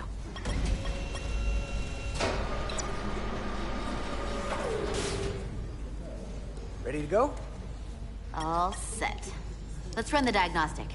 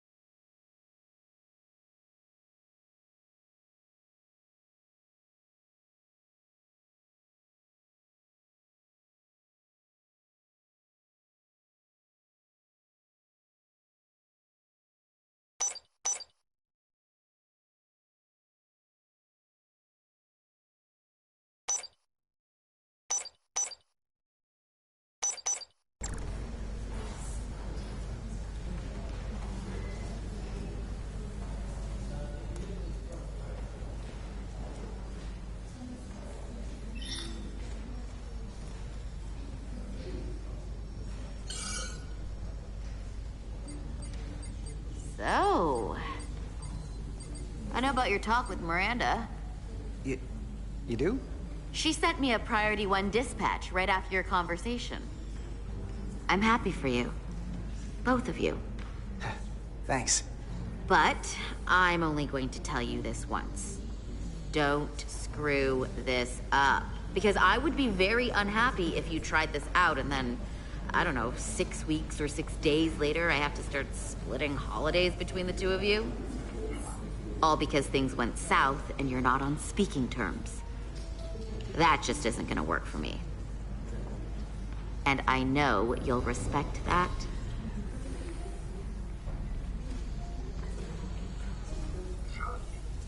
Are you upset?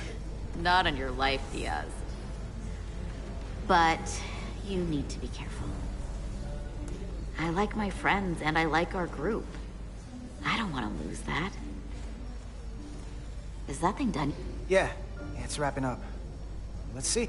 The relays along the primary EPS are blown. The backup relays are all intact. An EPS overload from the warp drive could cause that. But how did the shuttle end up dead in the water? Huh. Well, maybe the ship's data recorder can tell us something.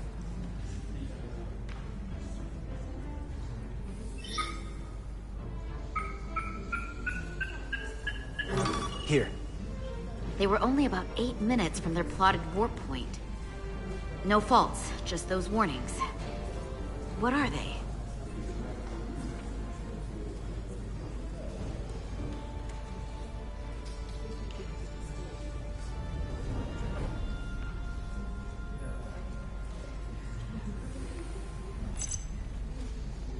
Subspace variance out of tolerance.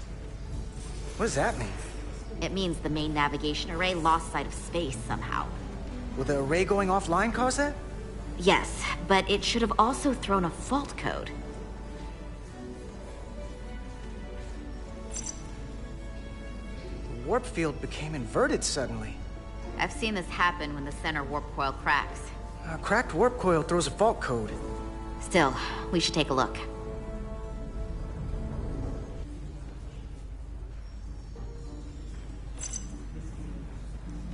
There was a complete warp cascade failure. Wow. They're lucky the shuttle didn't turn inside out. Makes me think the computer panicked on the warp field equation. Any one of these failures should have thrown a fault. If it was caused by a system failure.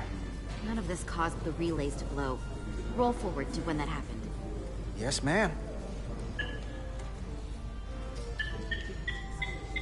So here, they take a moment to get their bearings and they attempt to re-engage the warp drive. There. That's the relays blowing. And look, there's another warp system alert. They're all the same. Subspace variance out of tolerance, or warp inversions. Finally, there's a complete warp cascade failure. Then it's one of two things. Either a warp coil is cracked, or the navigation array is offline. That makes sense. Divide and conquer. You want to check the warp coils or the navigation array? I'll check the other. Let's not overcomplicate this. One of these systems is likely broken. I'll check the nacelles for a cracked coil.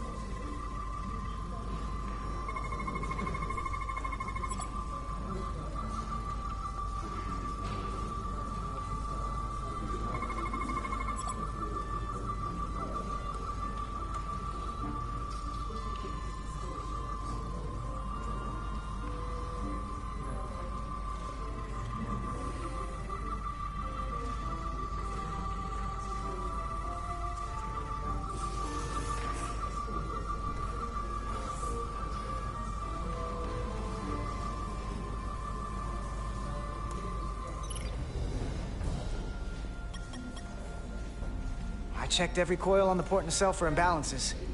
If any coil in either engine were cracked, I would have detected it. So, it must be the navigation array. Except it's not. Checked and double-checked. Well, the readings don't lie. Here comes the security detail for the way team.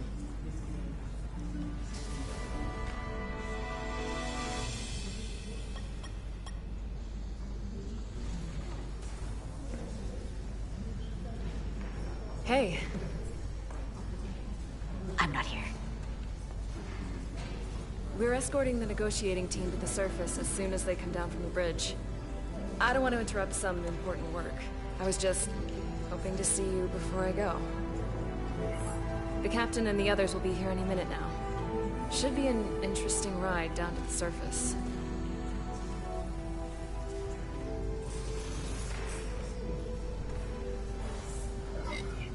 Come on, I'm never too busy to make time for you. That's not true. No. But I am glad you came by. No, that's more accurate. I gotta be precise with you, huh? Hey, Maris.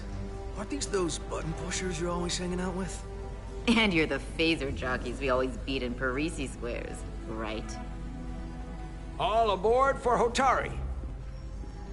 That another one of the captain's railroad things? Gotta be. I just usually zone out by the time he gets to the whole, steam engines were the warp drives of their day part. Catch y'all later. You don't want to miss your train.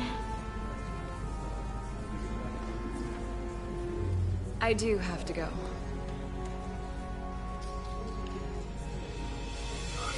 Not gonna lie, I'd rather not leave right now. More important things on my mind.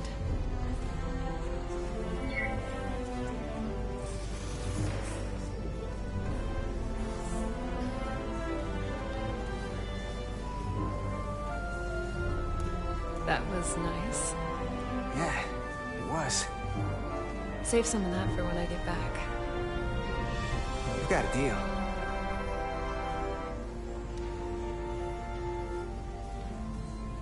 Be seeing you.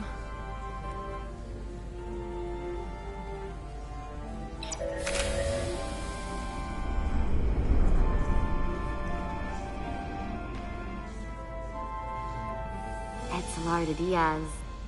If you could float back down to reality, we still have a ways to go.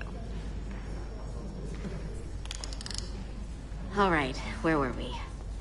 So, the warp coils in the navigation array are fine, but the nav computer doesn't seem to think so.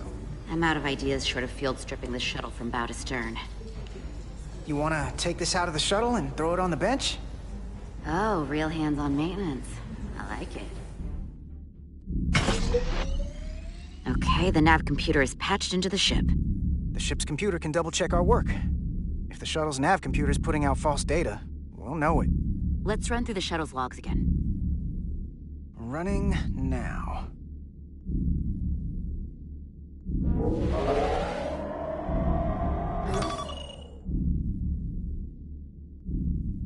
Same.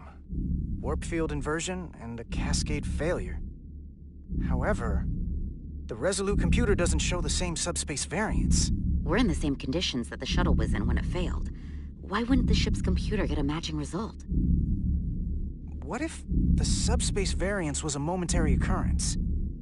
That's a possibility, and it would explain why the simulation under our current sensor readings failed to reproduce the issue. But a subspace anomaly strong enough to cause a warp field collapse would leave graviton ripples for days. Let's run with the momentary subspace variance theory for now. Roll forward to the shuttle's attempt to re-engage the warp drive. We need the conditions of space around the shuttle at the moment of warp failure. Resuming simulation.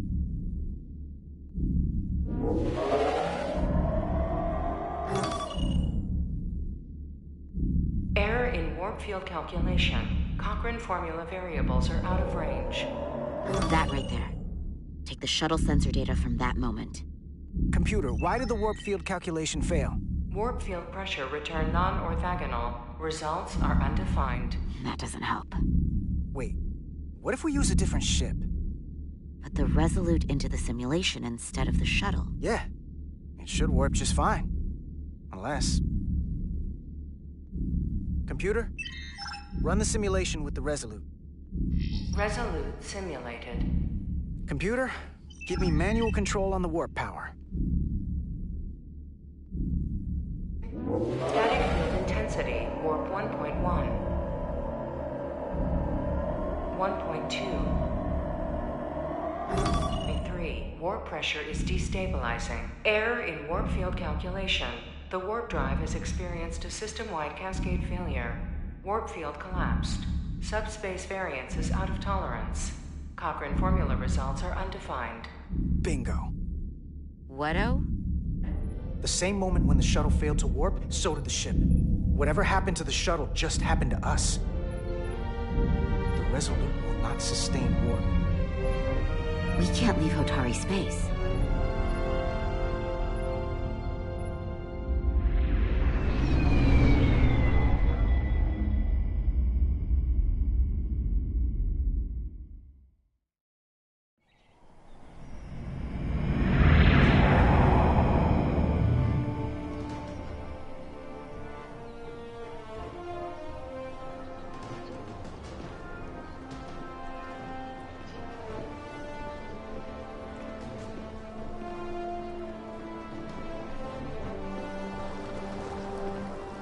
Ambassador Spock, Captain Solano, welcome to Hotari. We are honored you've come. My name is Tylos Altaris, Minister of Diplomatic Affairs. The honor is ours. And this is Commander Jara Rydek, first officer aboard the USS Resolute. You'll find she has a keen mind and unique insight into the dynamics between the Hotari and the Illydians. We are honored to be here as representatives of the Federation. I'm so glad. These must be the representatives of the mighty Federation. The reigning authority in the galaxy. Or so we've been led to believe. Whether that's true or not remains to be seen. But, either way, we're grateful you've made the time to come to our little corner of the universe. And you are? This is Galvin, and this is Citron, the heroes of the revolt in the mines.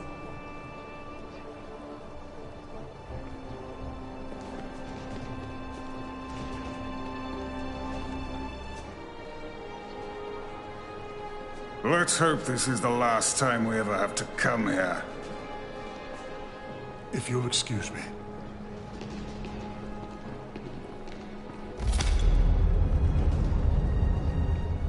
I think we're about to begin. Did you hear the arrogance from that guy? I don't know what we're walking into here. But that guy was something.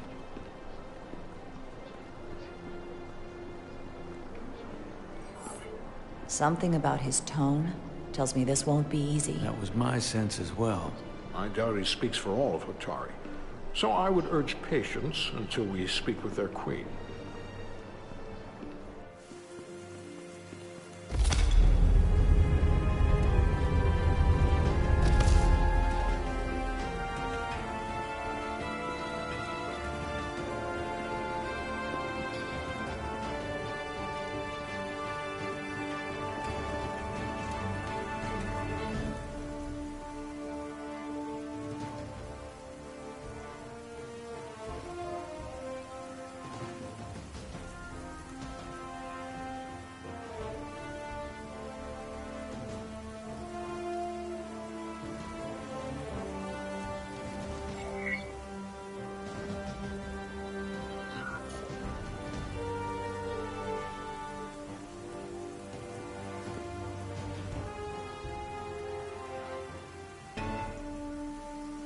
Ambassador Spock, welcome to Hotari Prime. The honor is mine, Your Majesty. That the Federation would send one of their most respected representatives is not only an honor to the Hotari people and their queen, but a recognition of our stature and importance. Let's get on with it, shall we? With all due respect to the Federation and their ambassador, they have no authority here. We are not members of their alliance. We are not subject to their rule, nor yours. We demand the immediate return of all mining operations to Illydian control, as it has been for centuries and will be for centuries more. That has always been our understanding. That understanding has changed. Then you invite war! And if you cannot remain silent, you will be silenced. But his point is well taken. What is the Federation's interest in this matter? Perhaps you would have us trade one oppressor for another? The Federation remains neutral. Our only interest is the peaceful resolution of this conflict. We are here at your request, Your Majesty. For now. Saying this wouldn't be easy was an understatement. I thought they wanted us here.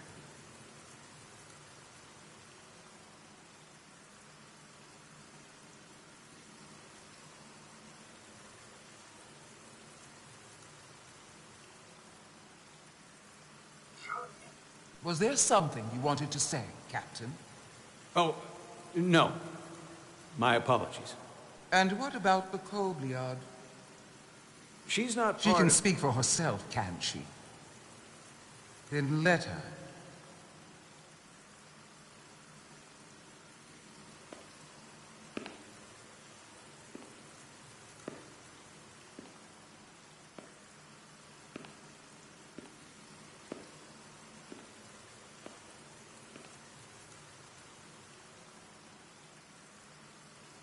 Now then, what is your name? Commander Jara Rydek, Your Majesty. Being a Kobliad, you would know better than anyone. Your people suffered brutal treatment at the hands of the Cardassians.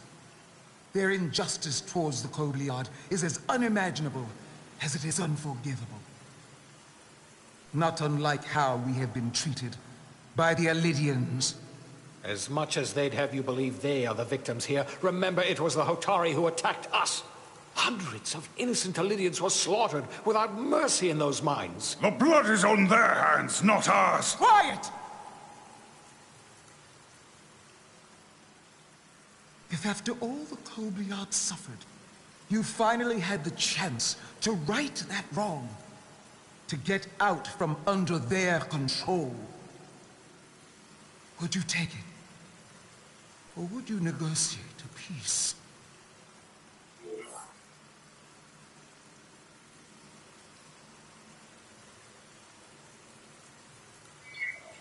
There is no remedy for what the Kobliad suffered. And I fear who we might have become in pursuit of it. There is no justice if the oppressed become the oppressor. So I would willingly accept a peaceful resolution if it were offered. That is the real opportunity. Perhaps, Commander Rydek. Perhaps. Unfortunately, that was not the case, was it? No, it was not. Peace is often elusive to those who need it most. The Federation is the most powerful, most advanced alliance in the galaxy. It's widely known we have an abundance of dilithium in our mines. And it's in your interest to secure a steady supply. Your Majesty, if I may. Ambassador Spock would have us believe you're here as a neutral party in the interest of peace.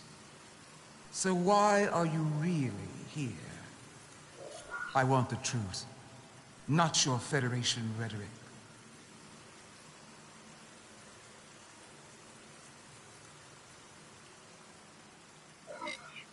As Ambassador Spock has said, we've come seeking a peaceful resolution to this conflict, and have no interest in your dilithium. I'm not nearly as naive as you must think.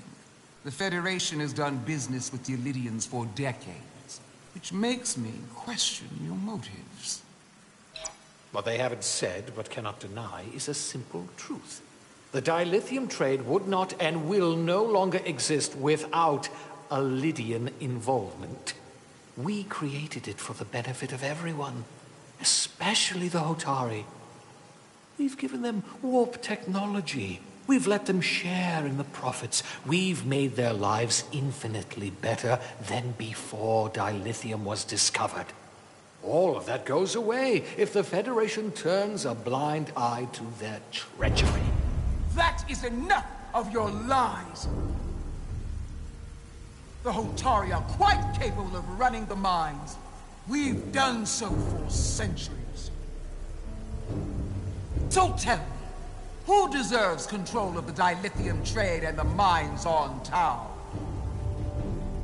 Who should the Federation recognize? The Hotari or the Alidians? It can only be one or the other, not both.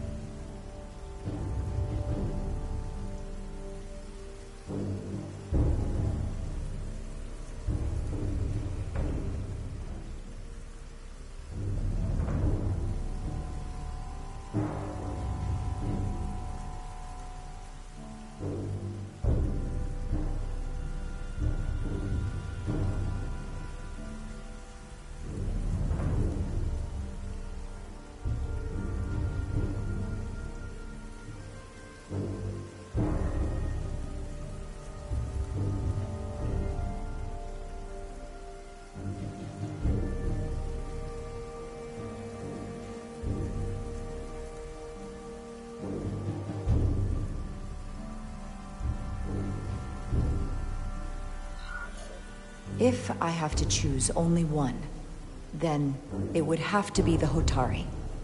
Well said.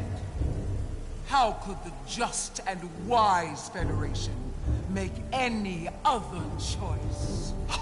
This is an outrage. The Federation has lost all credibility. The mines are ours. Lydia will not be deterred. We will take back our mines by any means necessary. And you will see more blood spilled. I am more than willing to address your concerns, Your Majesty. Yours as well, Representative. But I suggest we could have a more productive conversation with a smaller group. Perhaps only the most essential representatives.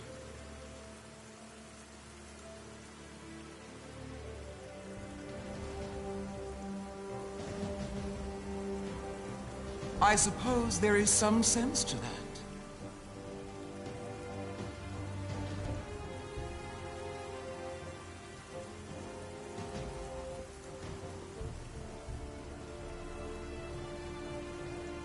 I hope we meet again, Jara Ryder.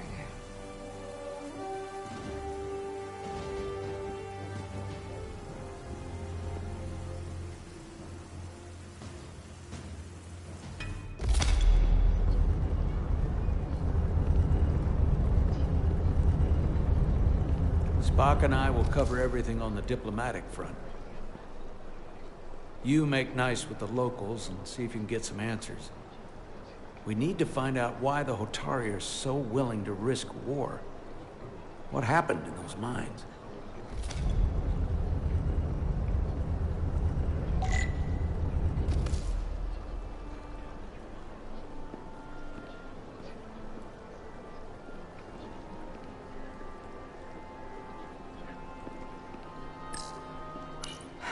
The captain and ambassador have it handled.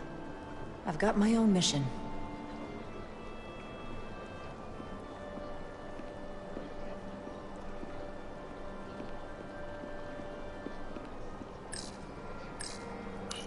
Such rough terrain. No wonder the Hotari are so tough.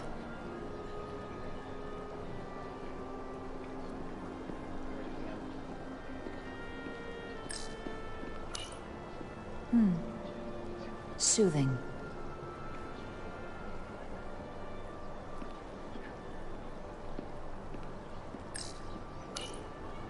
Commander, I'm glad you've chosen to side with the Hotari. I knew the Federation would see through the Elydians' baseless claims and protect the interests of my people.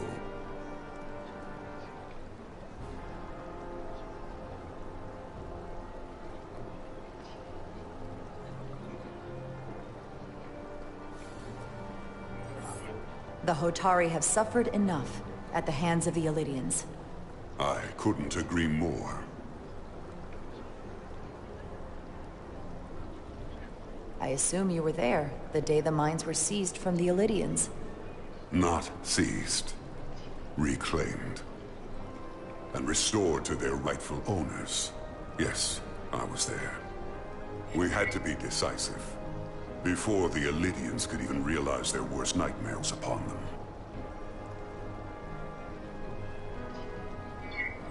Did you have help from someone else? Hotari stands alone against the Elydian forces. We don't need help from anyone. They respect one thing above all else, and that is force. The greater the force, the more certain the outcome. Any talk of making peace is just that, and worth little without the strength to secure it. Which makes me wonder about your ship, the Resolute. Undoubtedly the Federation's finest warship. Ready to contend with anything the Elydians might have in store. Or is that not true? Maybe I've misjudged it. It wasn't designed as a warship. More for scientific research and exploration. But the Federation must have ships designed for war. Technically, they're Starfleet ships representing the Federation. But yes. I see. Sidron. A pleasure meeting you, Commander. I'm sure we'll cross paths again.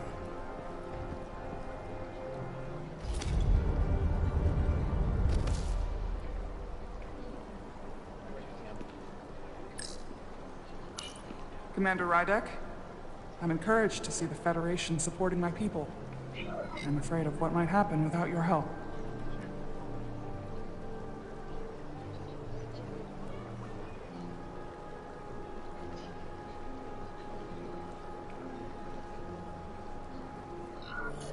If anyone deserves thanks, it's Ambassador Spock.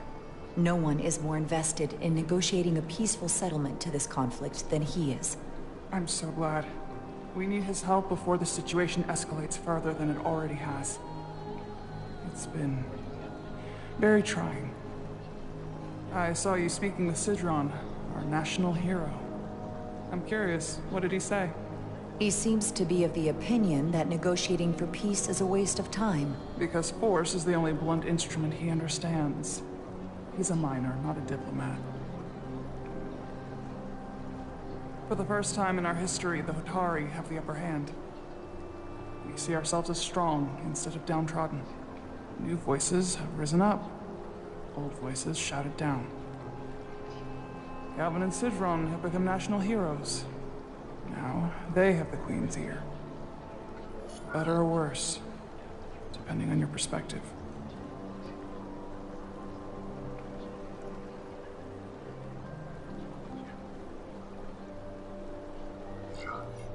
I get the sense you don't exactly trust them. I don't trust their instincts, which are leading us to war. My fear has been that the Elydians will launch an attack and crush us. You've seen their starship, no doubt.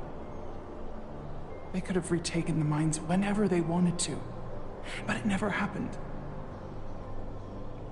And as strange as this may sound, I'd almost say they're afraid. I just don't know what they're afraid of. It's still the same bluster and bravado you would expect from them. But it has no teeth. Like they're afraid of what might happen.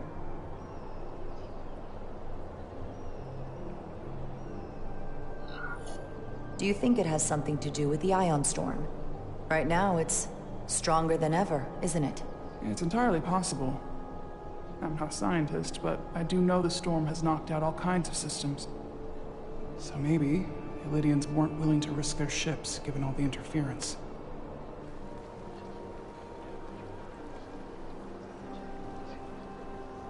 Since the day of the revolt, Galvin has seized control of the mines and restricted all access. No one's allowed without his personal authorization.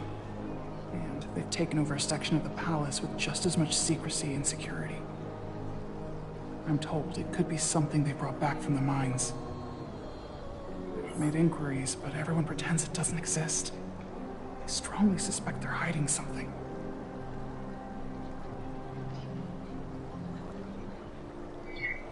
What do you think it is?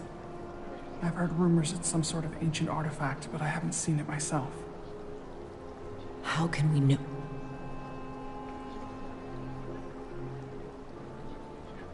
I'd better see what's happening. Do you think you can find out what they're hiding? I need to see proof of something before I can make my case to the Federation. I can try, but even if I found it, I might not know what to make of it. Take this. You can use it to capture whatever you find, and then send it to me.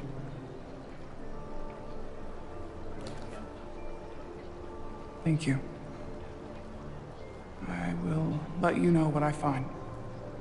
And I look forward to our meeting again.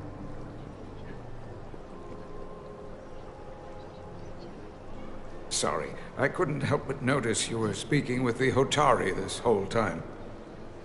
I figured in the interest of fairness, I should offer another perspective. Of course. I'm probably not telling you anything you don't already know, but these negotiations rely on the Federation's neutrality, as does any hope you might have for a supply of dilithium in the future. So, why you would choose to side with the Hotari escapes me. Without Lydian involvement, there is no dilithium trade. But clearly, you weren't aware.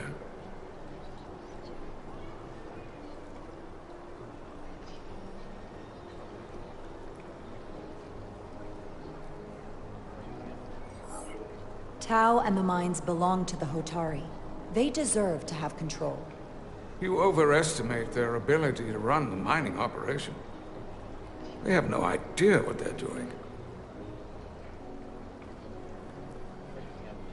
Major Salit Arminta, Special Attaché, Lydian Armed Forces. Pleasure to meet you, Commander. I have my issues with the Hotari, but I have to give them some credit. They know how to seize an opportunity. Inciting an uprising the same day as a massive, once-in-a-lifetime ion storm. Our assumption was that this storm was just an anomaly. Yes, a very convenient anomaly. At least, that was what we were told. Of course, I wasn't there. But who am I to say otherwise? You sound skeptical. Well, the official story is that it was the storm that enabled the revolt. How else do a bunch of unarmed, unorganized miners seize control of an entire moon, much less thousands of mines? But I've talked to people who were there. They tell a different story. They say they're lucky to have escaped with their lives. That it was more than just the storm. That somehow the miners were able to harness the energy from the storm. I know it sounds crazy. I'm not even sure I believe it myself. But that's what they said.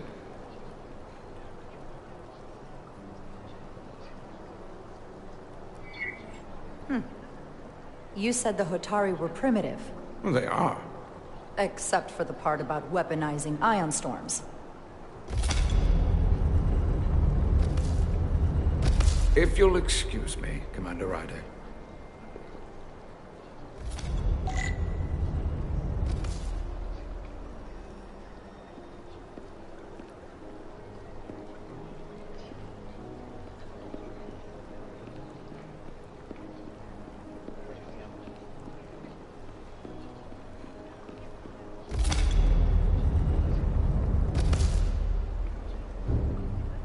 Well, that was a disaster. What happened? The Hotari refused to concede anything, so the Elydians stormed out. The Hotari did not invite us here as peacekeepers. I hope your efforts were more fruitful than ours.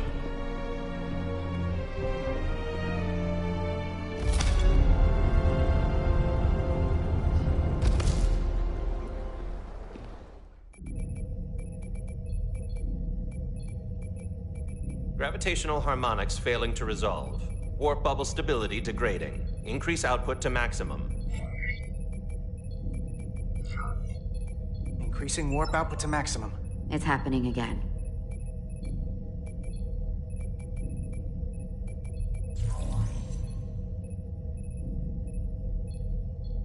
It is evident that presently, the Resolute cannot achieve warp propulsion. Since our diagnostics rule out any problems with our warp systems or anything about the ship, the problem appears to be the fabric of space itself. Space itself? You're saying something about this region of space prevents warp travel? Prevents it, or can't sustain it. However improbable, that appears to be the case. We need to know more. Otherwise, it'll be an extended stay in the Hotari system. The storm didn't stop us from leaving space dock and traveling here. But could it still be causing this interference with warp travel? We must follow sound investigatory principles. Do not let an assumed conclusion drive your analysis. Sometimes we need a little inspired thinking, Mr. Chovak. Captain Solano is on his way back from the negotiations, and I want to have some answers for him when he gets here. Indeed.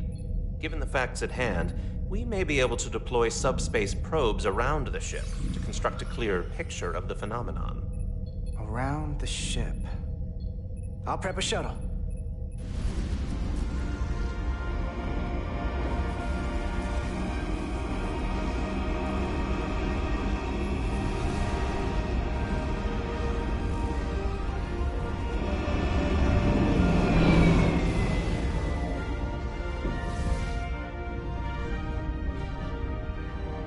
I'm setting up a waypoint at a distance roughly corresponding to the edge of our warp field. When we get there, I'll deploy the first probe.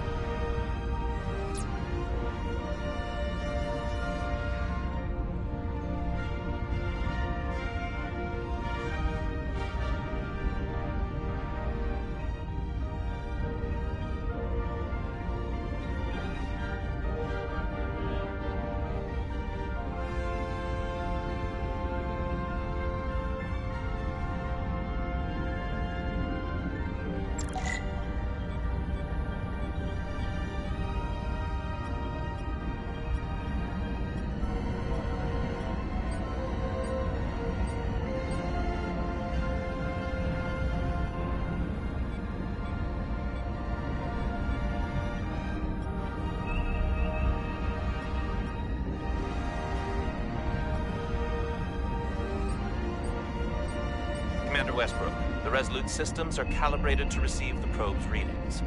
We are standing by to reproduce the warp field collapse after the first probe is deployed. Thank you, Mr. Chovak. We'll be in position shortly. And, Mr. Diaz, do take care in piloting the shuttlecraft. Now is not the time to indulge in the human penchant for joyriding. Chovak probably isn't such a fun guy to work for, huh?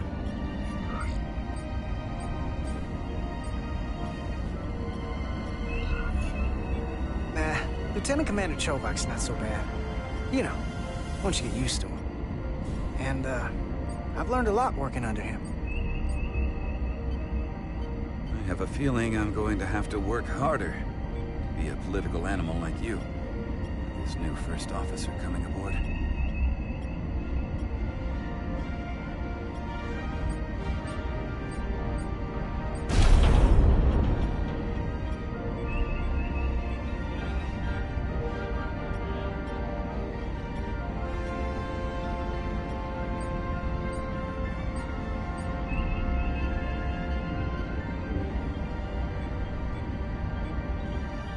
This is far enough.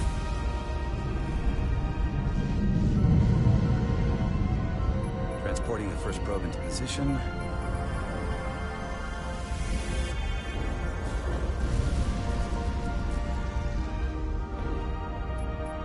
Westbrook here. The first probe is deployed. Understood. We are reading it. We are about to replay the simulation.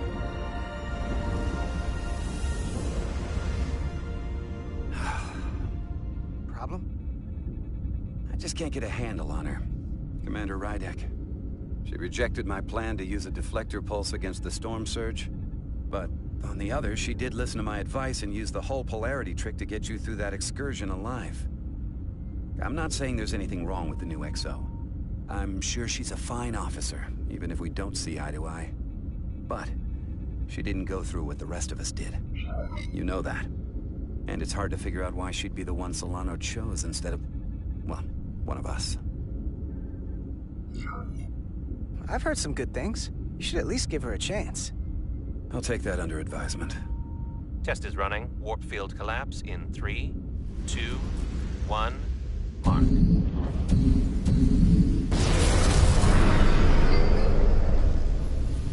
Whoa. All right, that is definitely a problem with the fabric of space. We need to get another probe out there.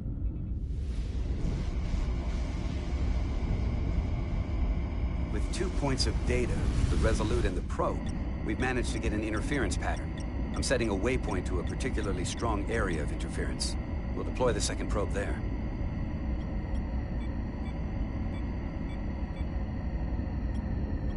Listen, I'm gonna give you a piece of advice I wish someone had given me.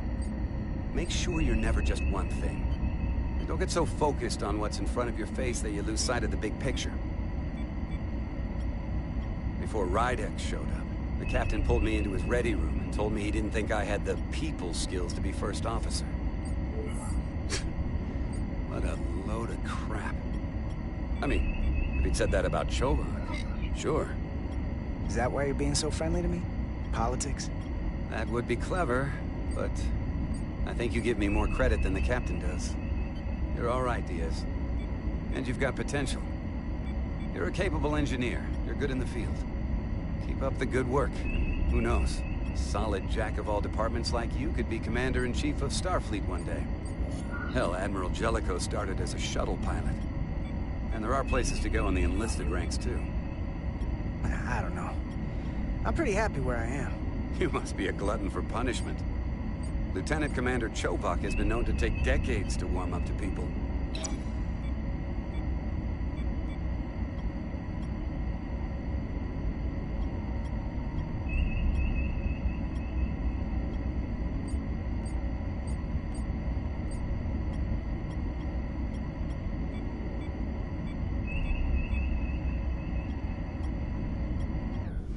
Here.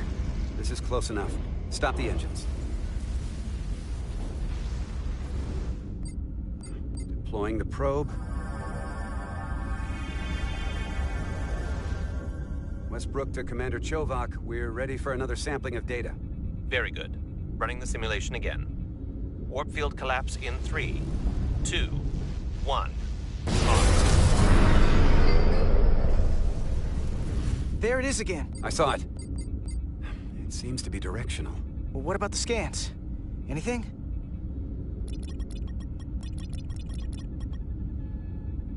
Here's the readings in relation to our local space. We've got the Resolute, Otari Prime, and the probes. All this interference is overloading the sensor buffers. We're gonna have to triangulate the sensors manually.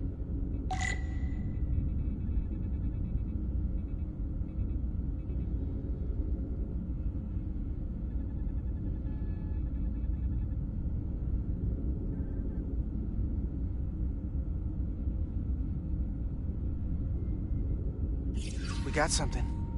These markers indicate peaks in the gravimetric interference patterns. Let's see if I can find some more.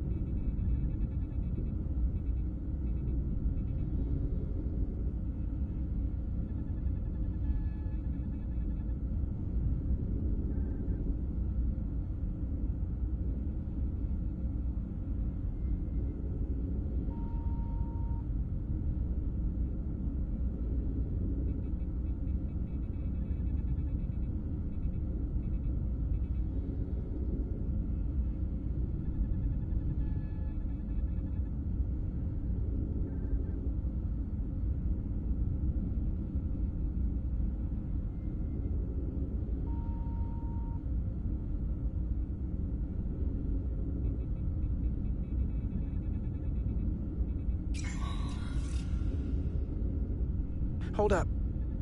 This is coming from the moon. A beam that blocks warp travel. Aimed right at us. Someone is doing this intentionally. I don't know how they're doing it. This is like nothing I've ever seen. Why would they be doing this? We came here to help these people. And now we're getting hit by some warp-killing weapon? Now, look here. Current readings of the ion storm. These concentrations, they line up with the interference pattern. The storm and this beam, they're coming from the same place. Carter, whatever petty local conflict brought us here, it's just a small part of something much bigger.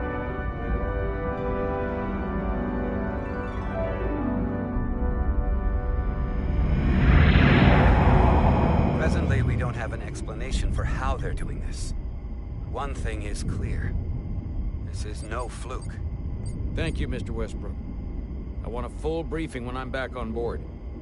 Solano out. A targeted weapon that inhibits warp travel. Coming from the moon Tau. That would explain the difficulties my shuttle encountered. More importantly, the tenor of the Hotari during the negotiations. And here I thought the Elydians would be the problem. Coming to peace talks in a warship. This wasn't supposed to be so complicated.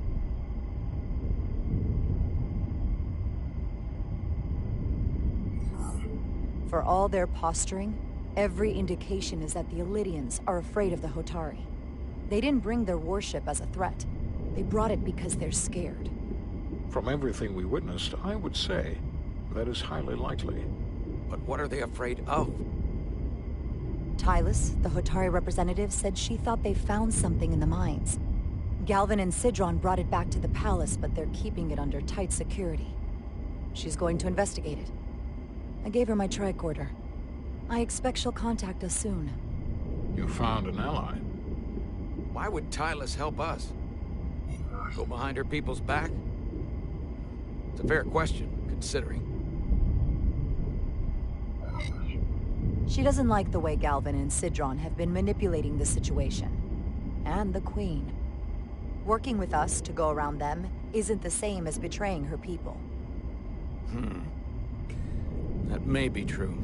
She's certainly more likely to help than the other Hotari we've met. That raises another question. Specifically, what do the other Hotari have to gain in bringing us here, only to make this hostile maneuver against us? There must be some motivation. Unless they changed their minds between when they asked and when we got here.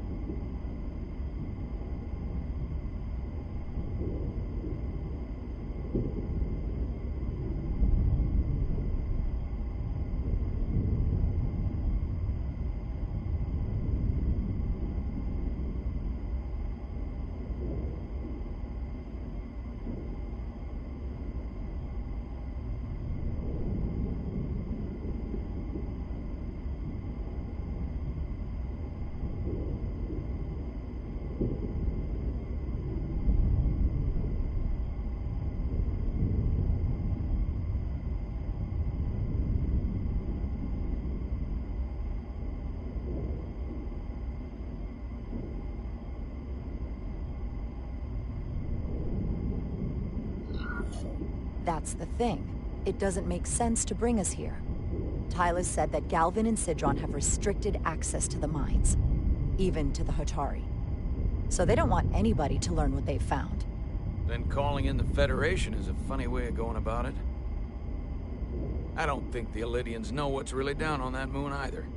Major Armintas said the revolt defied explanation. That the Hotari miners somehow harness the energy of the storm. Harness the energy of the storm? Doing that is beyond even our capabilities. So is a weapon that disrupts warp travel. There have been civilizations and entities, both past and present, far more technologically advanced than the Federation. The Elydians and Hotari don't fall into that category. But that is all the more reason to investigate further. Commander Rydek, sorry to interrupt. We've received an urgent call from Hotari. The Queen's advisor, Tylus, has asked to speak with you. Put her through.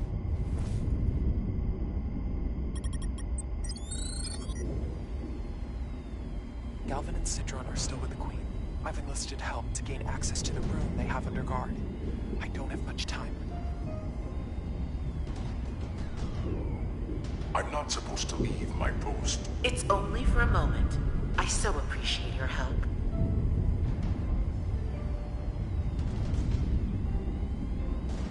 I found something. I'm sending you a scan.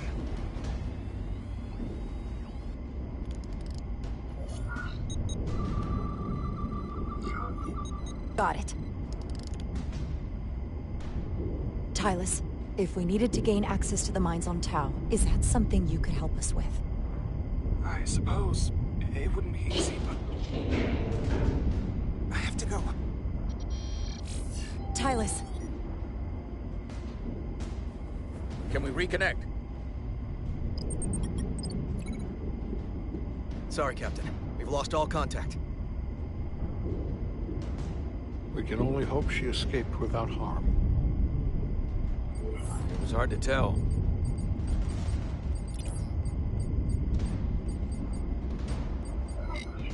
We have to help her. Send another shuttle. We're not or maybe... doing anything yet. Not until we know more. Let's see the scan of whatever the hell that was.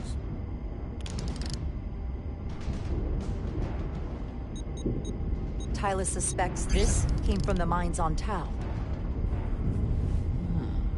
It appears to be of ancient origin, but the markings are unfamiliar. We can run a full analysis when we get back to the Resolute. But if this came from the mines, then it might be the key to how they got the upper hand against the Elydians. Then we have to go into the mines. The Federation would not allow that. We were, after all, sent here to be a neutral party in a peace negotiation. However, we could demonstrate that the Hotari have acted in bad faith, which would enable us to investigate the mines on Tau with full justification. But of course, we would need conclusive proof before taking action. Otherwise, it could put us in a difficult position. Whatever this artifact is may be proof enough. At least to satisfy the Federation.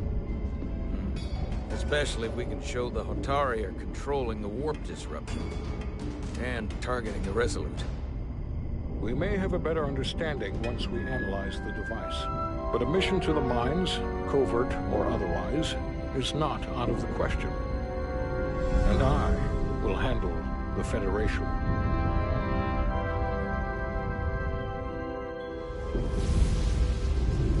As I was telling Carter, I want all the data I can get on this warp problem.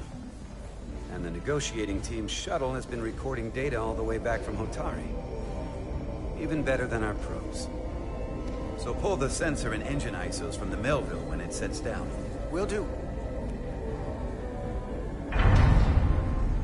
I'll join you and Chovak down in engineering to run another analysis after the briefing.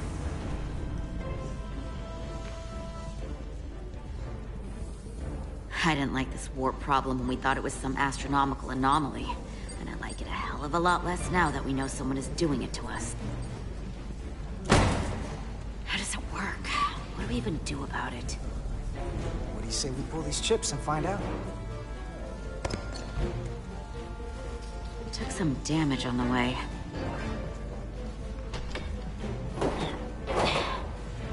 That ionic interference scored the hull plating. Might be some micro welds. Let's try pulling together. All right.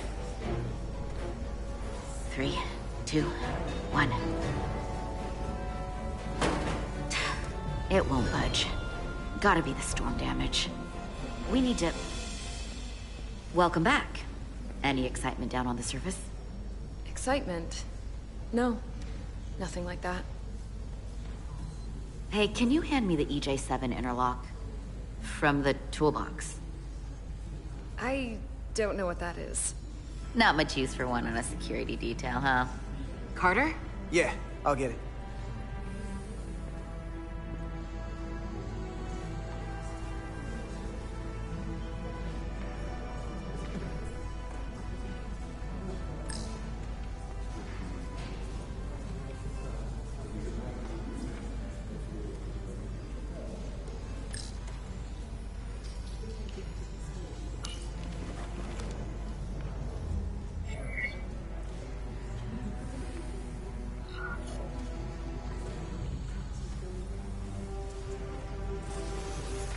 Okay, I'll apply pressure while you decouple the panel.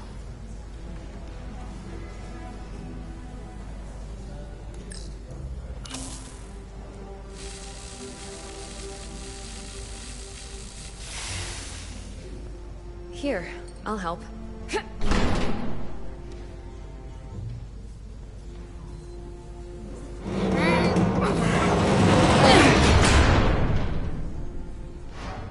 We've got this. Open up and say ah. Thanks for the hand. We have to get these isolinear chips down to engineering. No problem. You really know everything about these ships, don't you? The tools, the systems. Like a walking Starfleet technical manual. Well, I wouldn't say everything, but I know my stuff. I can see that. Come on, start pulling chips.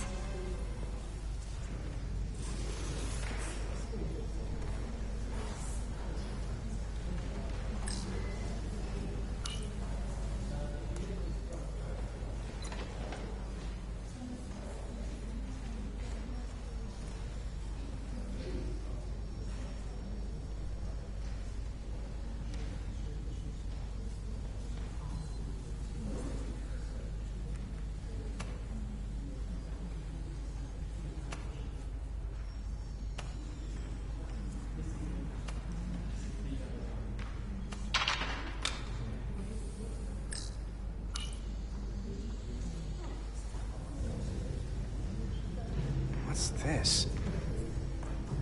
Some kind of crystal formation?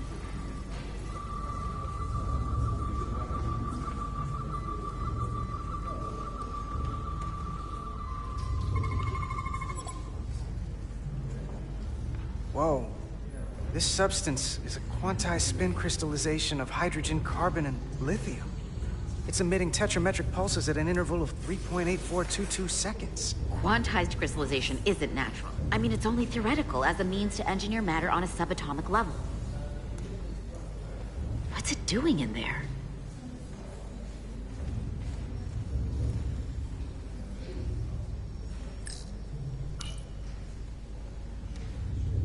Wait. Regulation 364, subsection 9. What? Regulation 364, subsection 9 orders that in the case of an unknown foreign substance infiltrating a sealed system, it will be placed in secure confinement before further examination. Retrieve a containment module. Don't you think we're more equipped to deal with whatever this is? No. Before anything else, this is a security issue. You don't even know what this is. Which is why we need to study it. Once it's contained. Well, if it's not natural, then someone might have put it there. It could be a tracking device, some kind of sabotage, or even a bomb. Which is why we need to get it to the containment lab. Come on. I can't make an exception. Not even for you.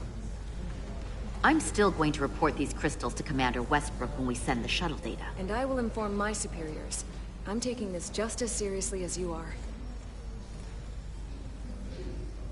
But I overheard talk about the warp disruption on the shuttle. Now these crystals? Maybe this situation is more than we can handle with just a science vessel. We could trigger a distress call, get Starfleet to send more ships. Or I could send a message to my old CO on the Adirondack. Get some combat-tested vessels. We shouldn't do this alone.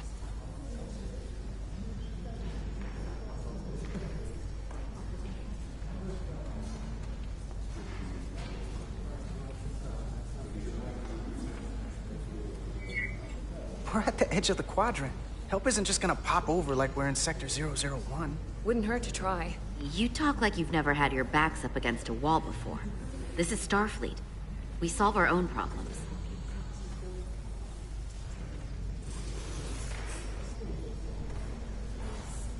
Okay, stand back.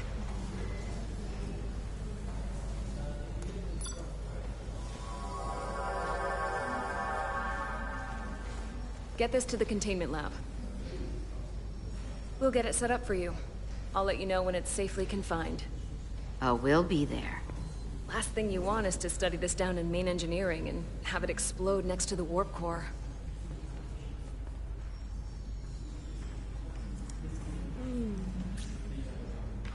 Almost forgot. Can't have that. For a second, I thought she'd gone cold on you. Like she might have changed her mind. But I guess this whole situation has her spooked. Maybe she knows more than us? Or it's because this is all happening so fast? But she usually doesn't scare easy. Well, of course she's taking it seriously, but that's her job.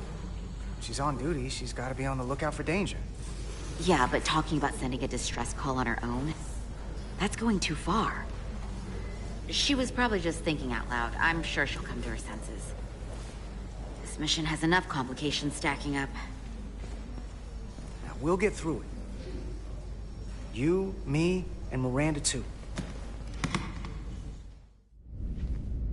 Commander Rydek was able to work behind the scenes during the negotiations and made contact with a representative from the Hotari delegation named Tylus.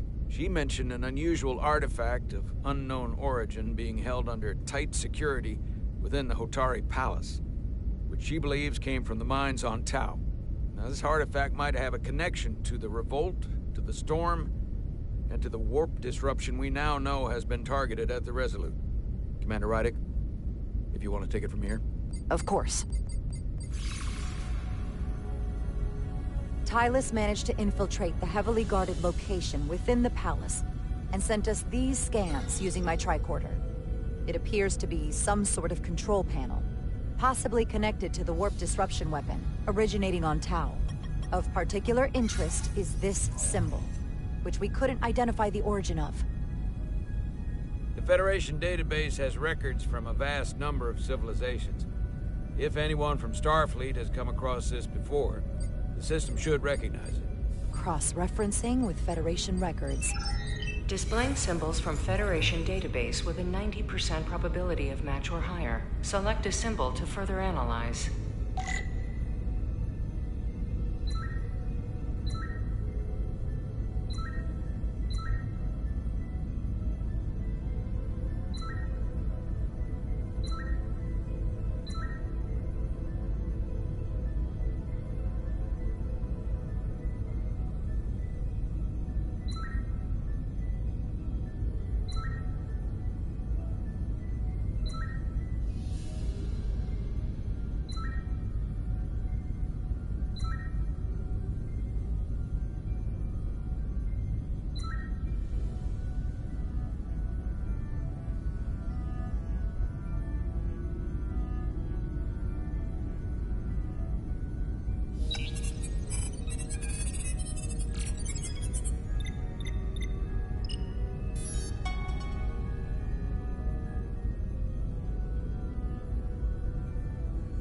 99.2% match.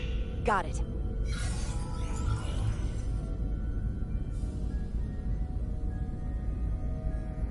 So, what are we looking at?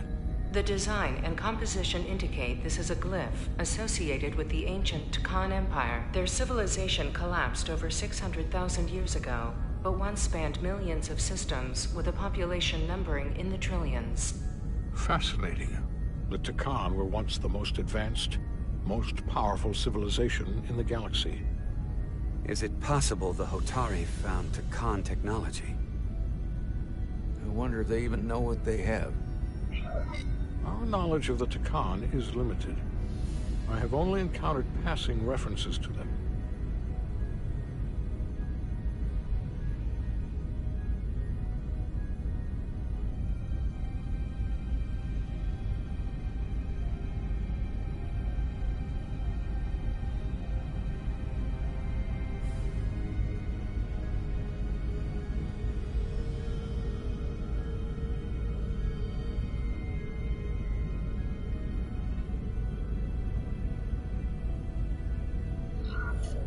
Actually, I've heard of the Tkon.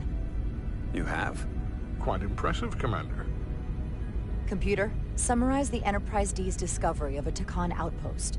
On stardate 41386.4, the USS Enterprise D, under the command of Captain Jean-Luc Picard, discovered a Tkon outpost in the Delphi Ardu system. According to the mission summary, an unbreakable energy-draining field was deployed against the Enterprise and a Ferengi ship.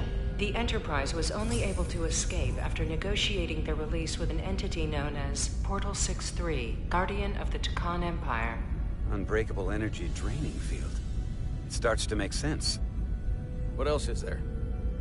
There's a lot here. Let's take it piece by piece. Select the aspect you wish to learn more about.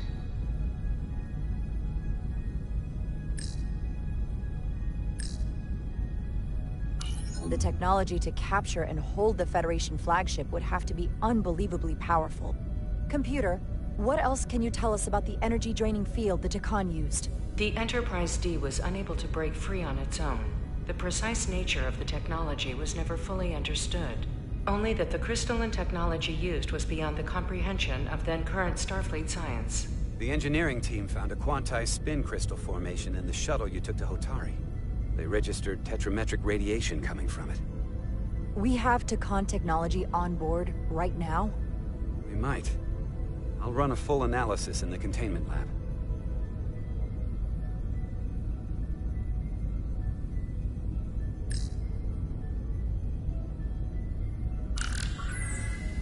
There appears to be some sort of restriction order from Starfleet. Computer, explain this restriction. A Starfleet directive similar to General Order 7 forbids entering the Delphi Ardu system or attempting to make contact with Portal 6-3. Starfleet doesn't throw up a no trespassing sign for just anybody. I suppose it makes sense considering what happened to the Enterprise D.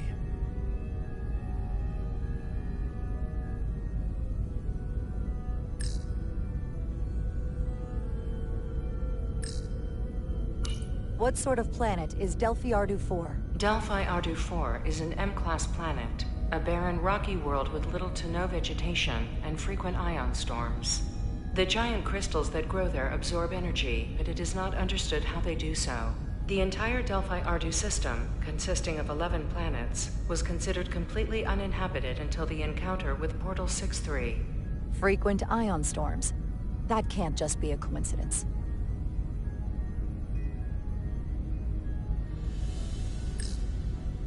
Someone from the Tkon Empire is actually still around. Or at least was, 16 years ago. Computer, what other information do you have on Portal 6-3, Guardian of the Tkon Empire? The entity known as Portal 6-3 is of an unknown nature. A biped humanoid, he was unaware that the Tkon Empire no longer existed at the time of the encounter. He was able to control the crystal-based technology of the Tkon outpost through apparent telepathic means. It was by his choice that the Enterprise was released from the energy-draining field, after Commander William T. Riker of the Away Team argued on behalf of both Starfleet and the Ferengi. Telepathic control of their technology. As I have said, they were the most advanced civilization in the galaxy. The Elydians should have crushed the revolt. But if the Hotari have Takan technology and can control it, I see why they're willing to negotiate peace. For all we know, this could be just the beginning. And we're up against something greater than we can imagine. There's only one way to find out. We need to see what's down there for ourselves. I might be able to help with that. We've been able to triangulate the source of the ionic interference and warp disruption to a specific mine on Tau. Engineering used the latest data from your shuttle to pinpoint its origin.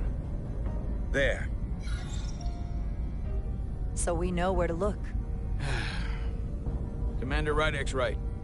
We need to know what's down there, what the Hotari are hiding, to better understand what we're up against, and to neutralize it if we can. Captain, embarking on a mission to the Hotari moon would not be viewed favorably by either side. However, given the circumstances, we are entirely within our rights to defend ourselves. I just want to make sure this doesn't blow up in our faces. Which is why I'm thinking of sending Commander Rydek on a covert mission to Tau. Assuming you're up to the task. It would require absolute secrecy. And obviously, it's not without risk.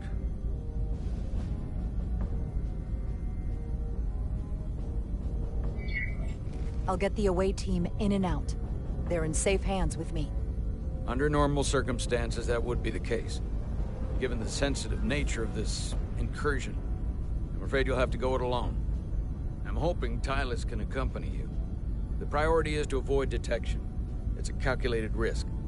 The last thing we need is to get caught and then blamed for violating our neutrality and aggravating an already tense situation. We can't afford any mistakes, which is why I've chosen you. Tylus will be essential to my success. Not only her knowledge of the mines, but her ability to gain access, particularly now that we know which mine we need to get into. Make sure she understands the need to keep this covert. She's not going to want her people to know about this. Get in touch with Tylus and make the necessary arrangements as discreetly as possible. Bridge to Captain Solano. The Elydians have moved additional ships to the edge of the Hotari system. Current heading is straight for the homeworld. Understood. It would seem we no longer have the luxury of waiting. In that case, may I suggest you and I return to Hotari Prime? Doing so will provide Commander Rydek as much time as possible to complete her mission. Agreed. We'll hail the Queen's delegation from my ready room. We all know what we need to do. Dismissed.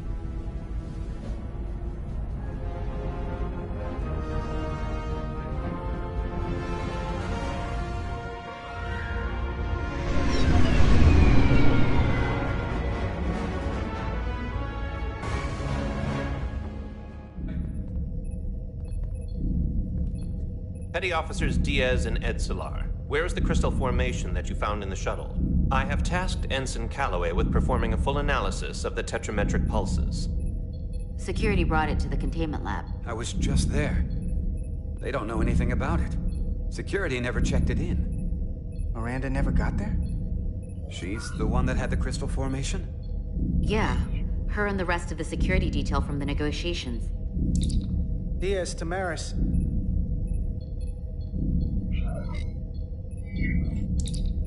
Carter Diaz to Miranda Maris. Commander Westbrook to Petty Officer Miranda Maris. Respond. Something's not right. She's still on the ship. She has to be. Computer, locate Petty Officer Miranda Maris. Petty Officer Miranda Maris is in the isolinear storage array on Deck 5. I'll go find her. Good. I am sure Mr. Diaz can attend to this on his own.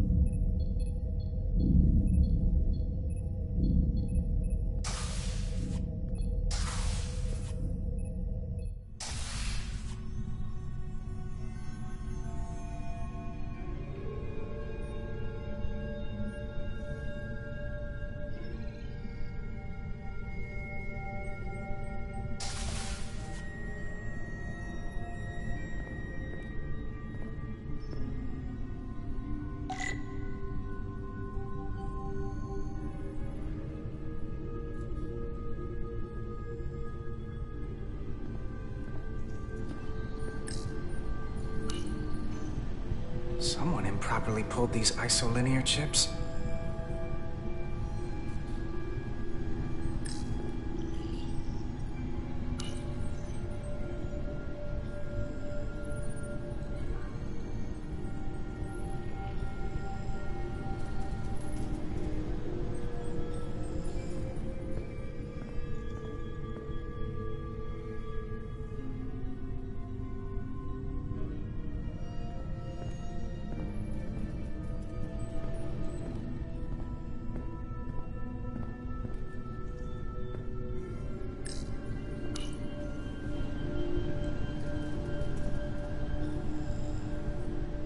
Did this?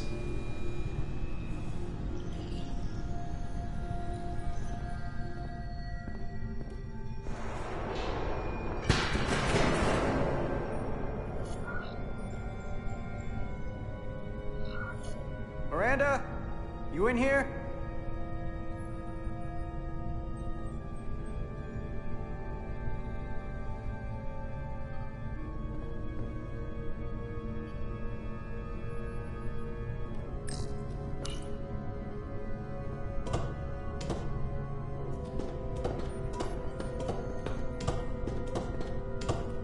Hello?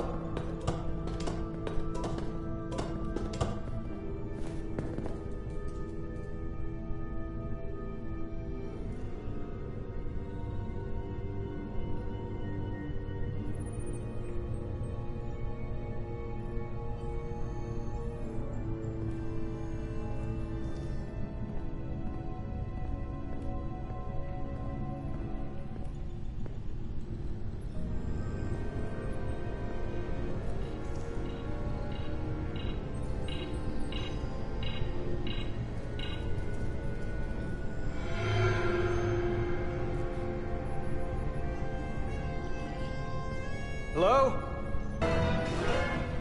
Hey!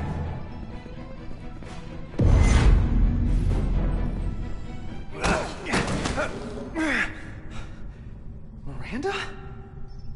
What the hell are you doing, Carter? You almost knocked me to the lower level. What's wrong with you? What were you doing running from me? I didn't know it was you. There's no reason for you to be in here. Commander Westbrook said the crystal formation we found in the shuttle never made it to the containment lab. I don't know why he'd say that. I brought them there myself.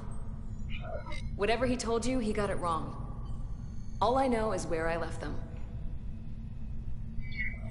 And why didn't you answer when I tried you on the comm badge? Or when I called out to you in here? I guess I was caught up in my work. Now, if we're done here, I have to go. Do you mind? I'm in the middle of my shift.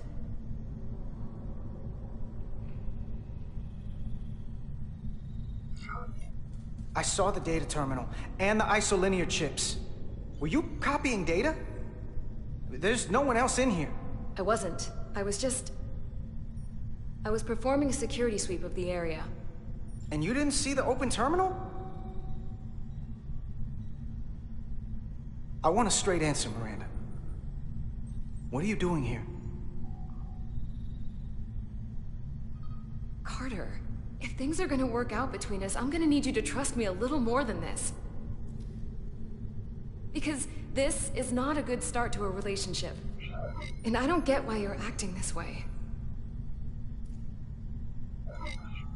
I'm just worried about you. This isn't like you. You're sweet to worry. But I can take care of myself. Etzelar de Diaz. What's the holdup? Don't answer that. You and I can work this out. Please.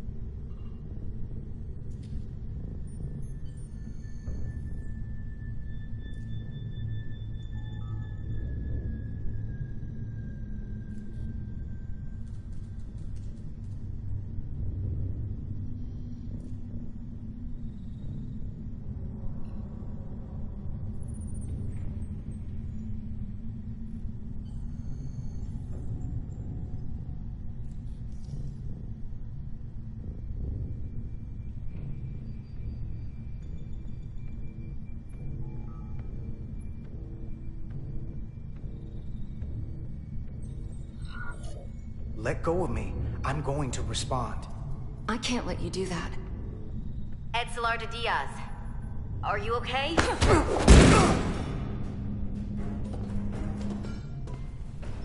Diaz to Edsolar.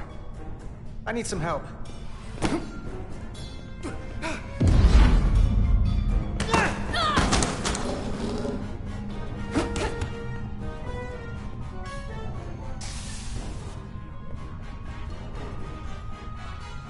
So I see you found each other.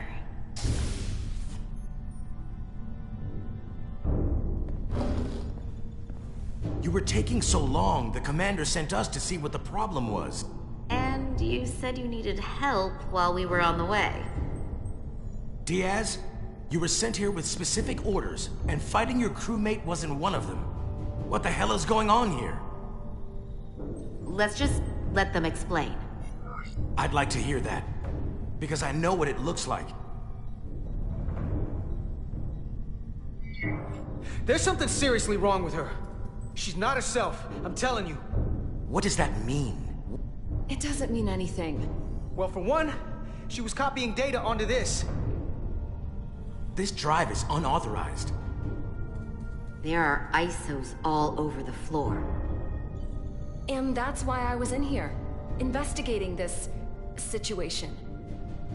And when Carter came looking for me, we got our wires crossed. It wasn't anything more than that.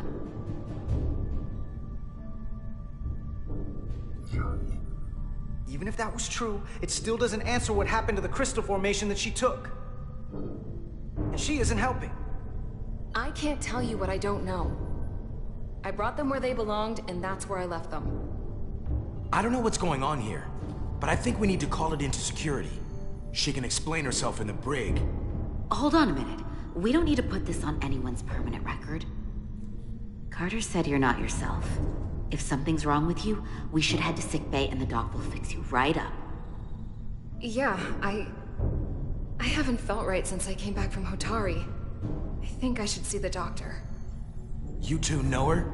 If you really think she's not well, we can take her to sickbay first. But what I know is this is a security breach, and we should treat it as such. Please, just let me go see the doctor. She did have a bumpy ride back on the shuttle. Come on, Carter. We should get her taken care of. You better be sure about this. Let's take her to sickbay. It's better than the brig, isn't it? Yeah. Yeah, it is. Fine.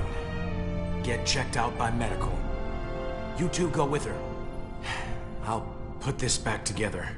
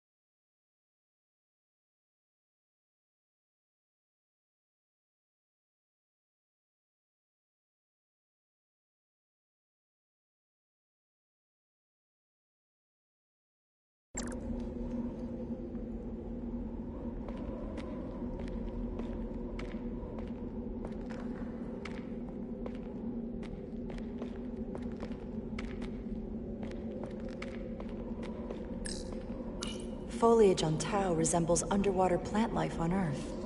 The universe is full of mysteries.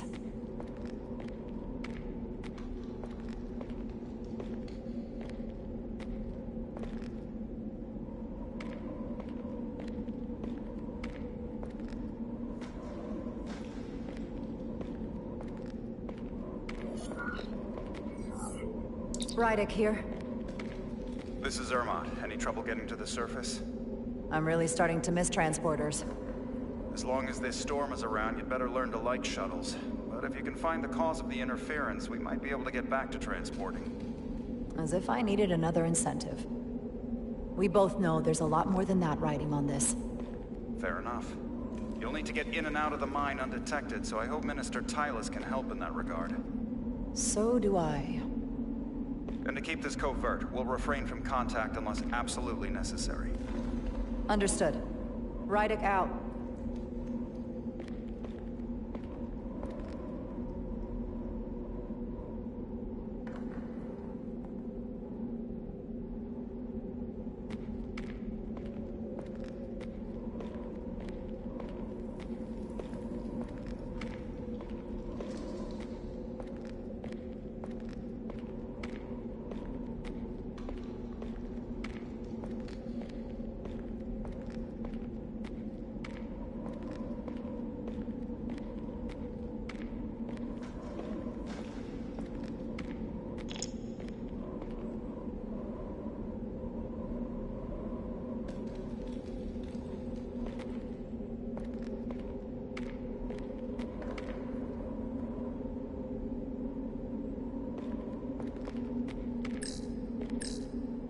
The ionic interference is coming from underground. I should find a safer way down there.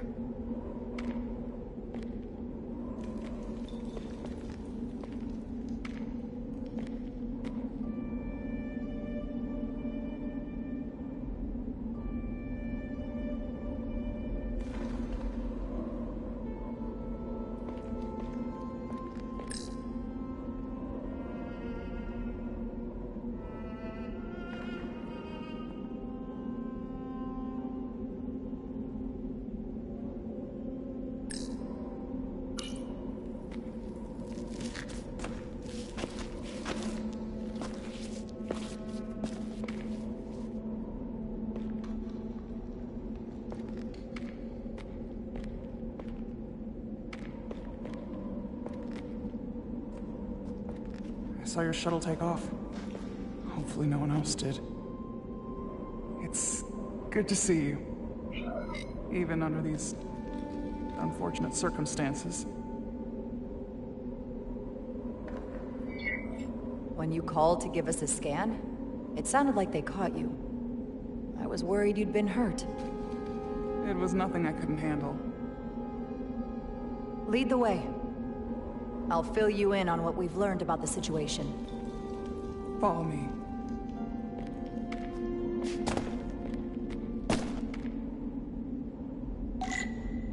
The device Galvin and Sidron brought back from the mines is being used to control some sort of warp disruption weapon that has the Resolute trapped in Hotari space. According to our readings, the power source for that device is on this moon, at the specific coordinates I sent you. That sounds impossible. But explains the rumors of the Hotari controlling the ionic storm. We strongly suspect the device was created by an ancient empire known as the Tukan. The Tukan? Once the most powerful civilization in the galaxy, but they've been gone for over 600,000 years. It's hard to believe there's something like that on Tau. Which is why I need proof. If we find hard evidence that Galvin and his allies are hiding dangerous Tukan technology, I can convince the Federation to let us intervene. Understood. We're almost there.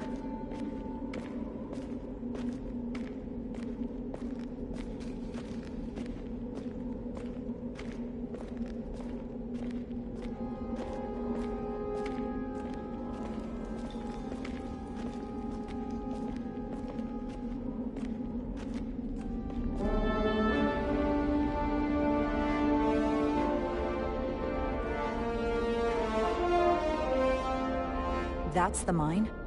Prospect 614 North, Subdivision 20. It's enormous. Just one of the thousands across Tau. The pride of Hotari. How do we get inside? The structure that circles the mine has entry points for transporting equipment into the lower levels. They're guarded, but nothing I can't get past using my authority. Well, that's good to hear. As long as you can avoid being seen, I should be able to talk my way past any miner. And provide a little distraction for you in the process. How do I avoid being seen? You don't use the door.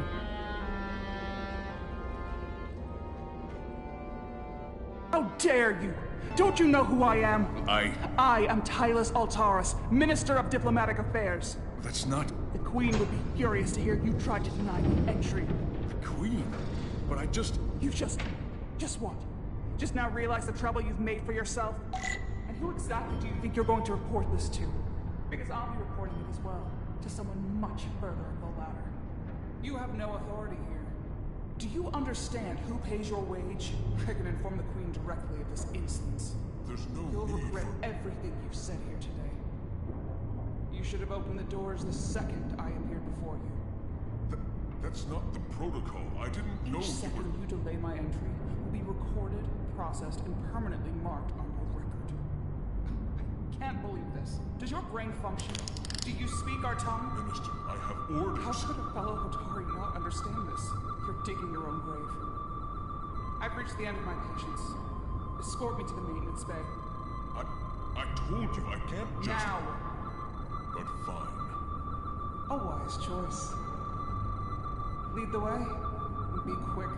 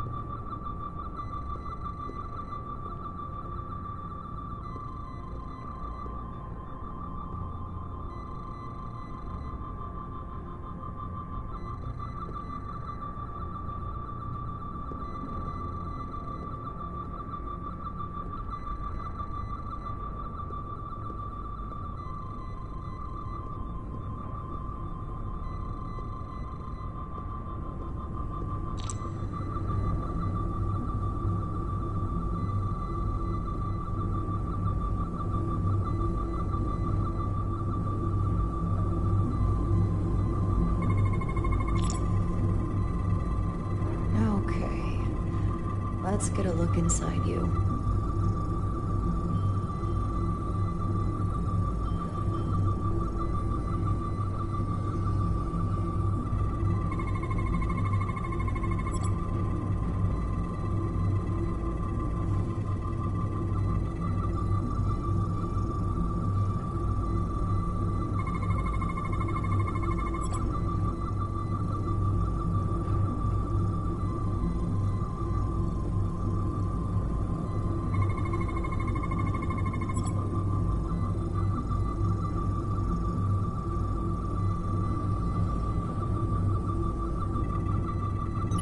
Full system access.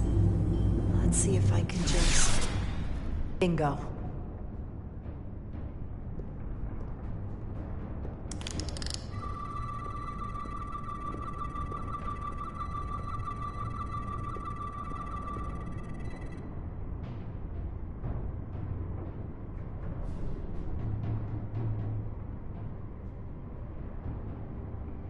Better hurry. Not sure how long she can keep him busy.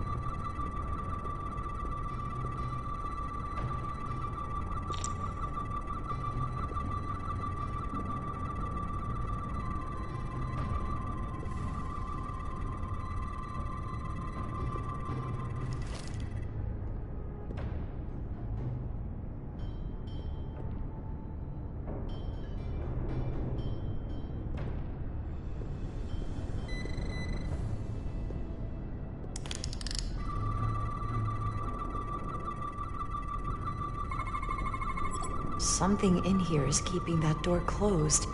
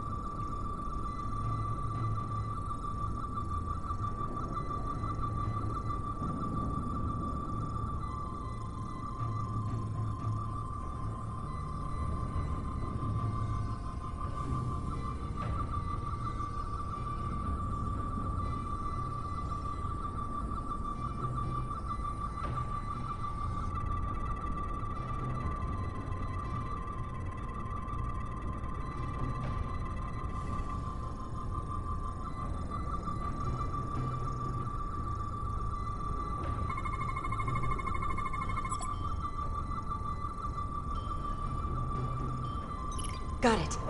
Should remove the security check on the door.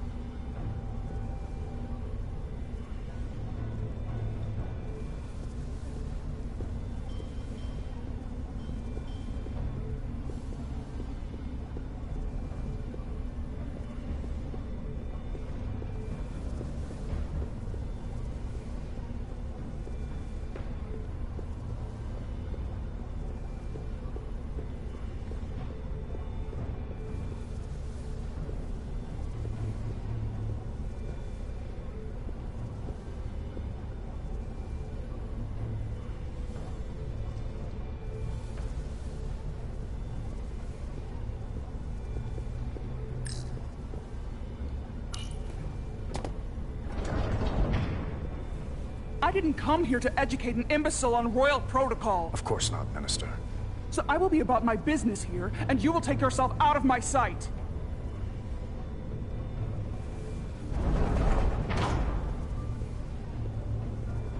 There you are. You really let that guy have it. It worked, didn't it? I'm used to having to throw my weight around. Hard to get anyone to listen to you otherwise. I'm impressed. I didn't know you had it in you. There's a lot you don't know about me. Underestimate me at your peril. The catwalks were booby-trapped. Galvin and Sidron have gone to great lengths to keep out the uninvited. Well, we're inside. Where do you want to start? The ionic interference is coming from below us. We need to go deeper. That lift goes down, at least to the changeover station. But we can't use it without DNA authorization from one of the guards. I have an idea, but we need a few samples of DNA from the miners who work here. Samples? Fingerprints, sweat, blood. Which will trick the machine and get us control of the lift. That's the theory. Let's test it.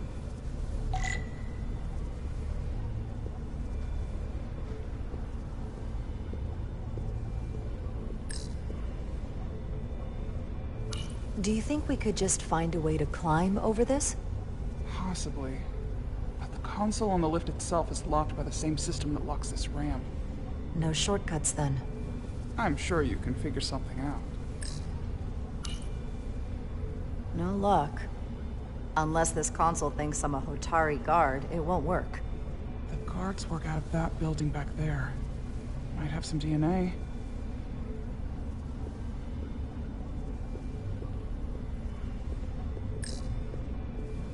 This facility doesn't seem well maintained.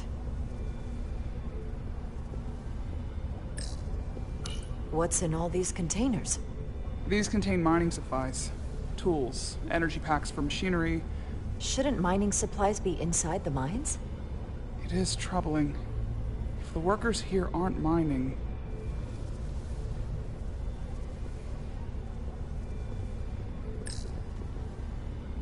An Illidian console. All the managerial technology in the mines is Illidian. So they can keep an eye on their investment. That's how it is. Hopefully that guard stays outside. Oh, he will.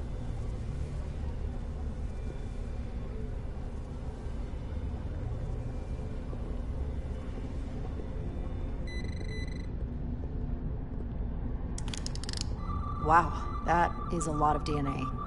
I should look for the most concentrated spots.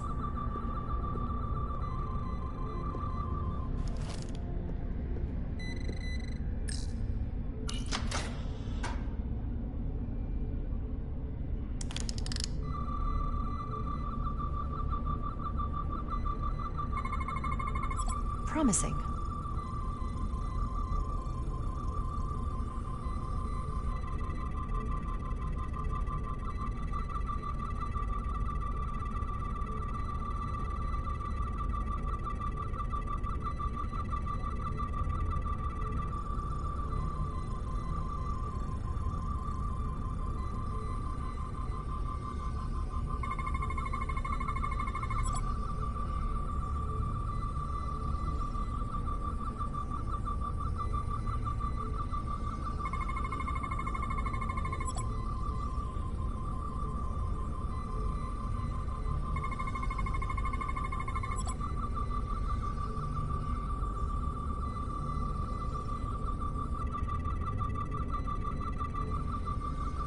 That's a stable DNA sample.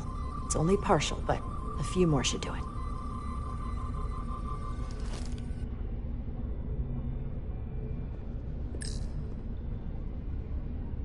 Hygiene clearly isn't a priority down here.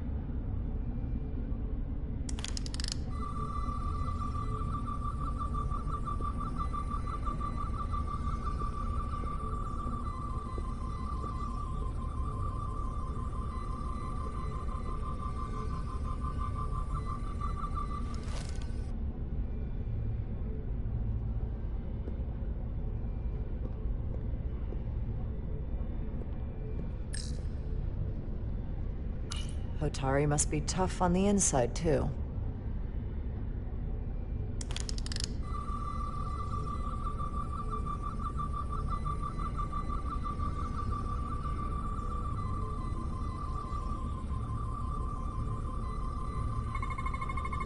Not concentrated enough. I should try somewhere else.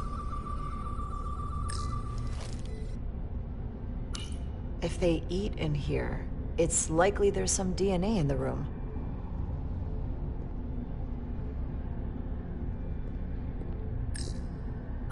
Almost looks like coffee. Almost. I'll have some Ractigino when I get back to the ship.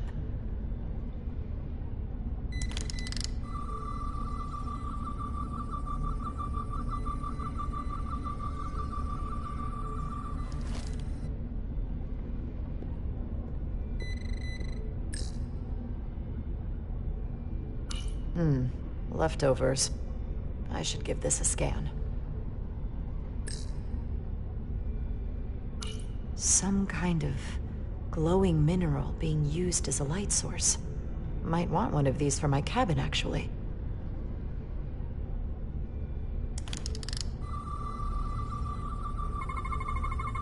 There's gotta be stable DNA here.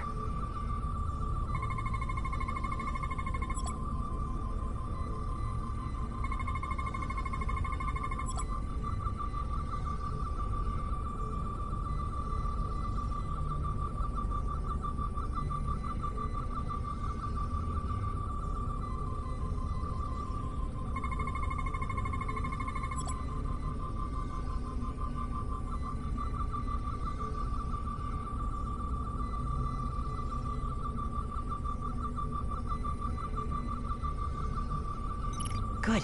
That's another I could use. Just need one more sample.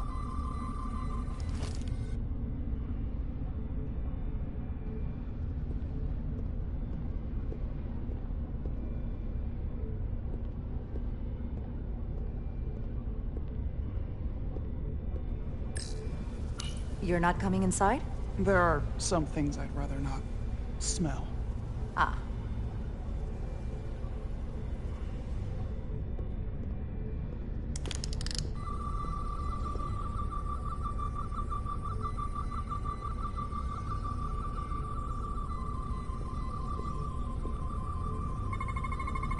I can use this.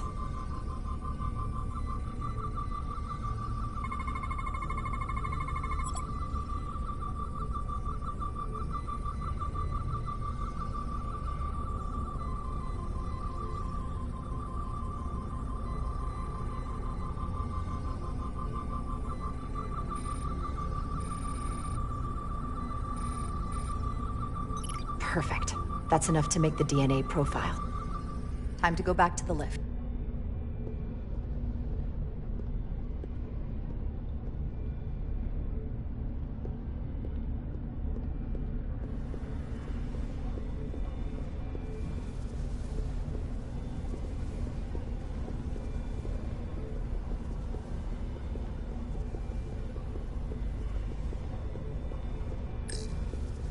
That's an enormous tractor beam. One of our strongest. The miners dump everything they find into the center, and the tractor beam moves it all up into the collector ship. You sound a little proud of it. The Illydians may have given us new tools, but the methods of excavation are all Hotari designed.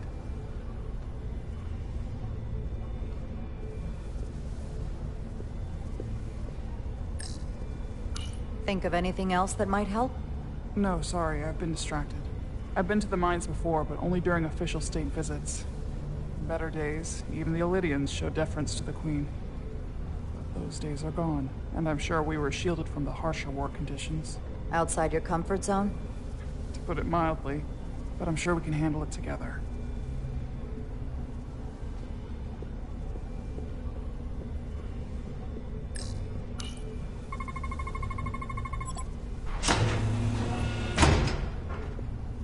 It worked.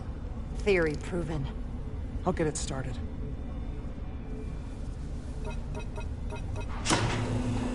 Ready?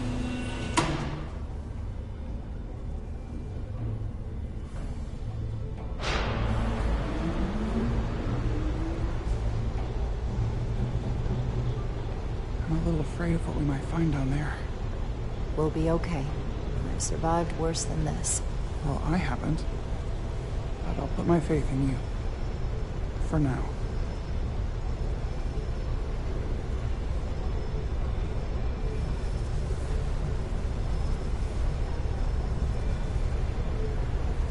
Jara.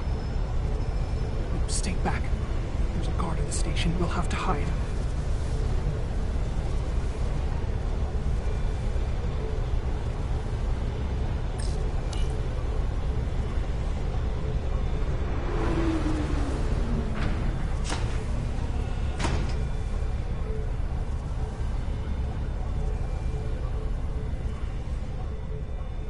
Who are you? What are you doing here? You watch your tone with me. I'm Tylus Altaris, Minister of Diplomatic Affairs. I speak for the Queen herself. This is a restricted area. No one gains access without the approval of Galvin or Sidron. Wait. Jues Gawad Apoenja. Let me go!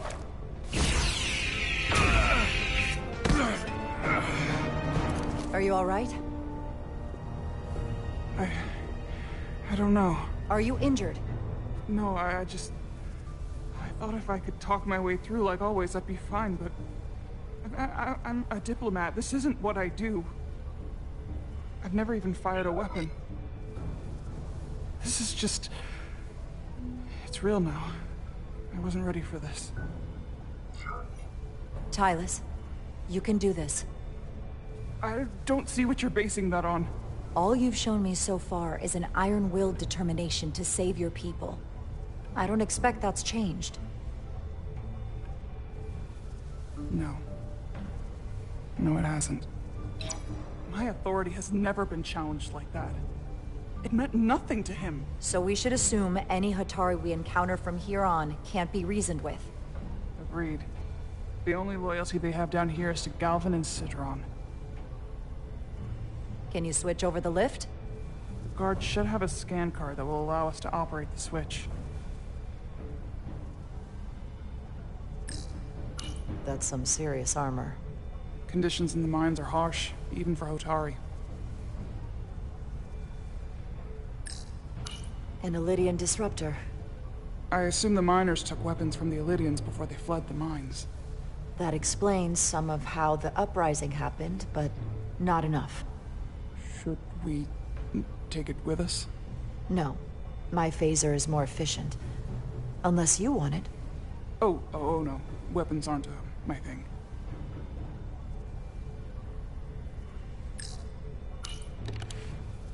Got it.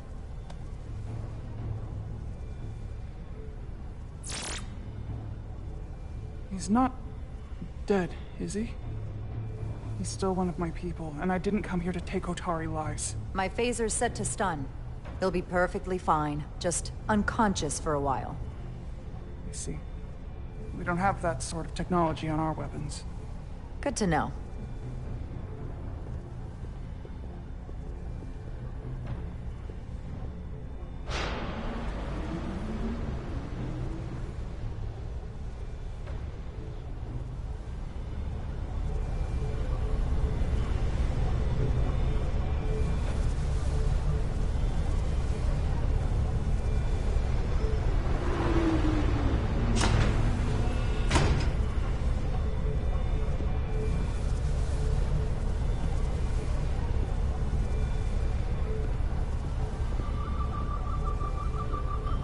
The energy readings are emanating from this tunnel. It's sure to be guarded in there. Stay low and follow my lead.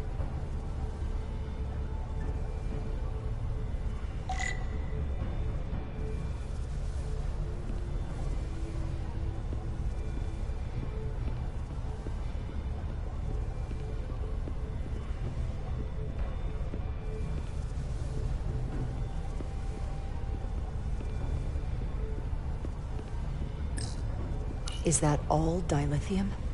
Not all of it. We excavate large chunks of rock that contain varying amounts of dilithium ore. It's sorted and processed at the collector ship above.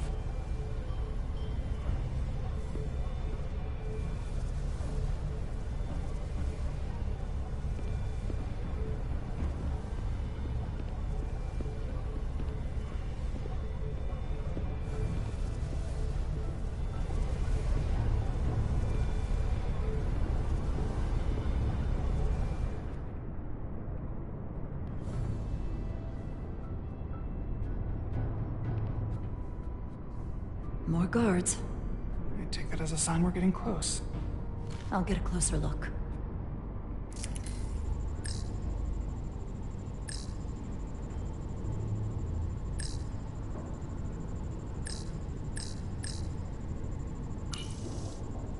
Looks like they've improvised a barrier. Yes, we must be getting closer.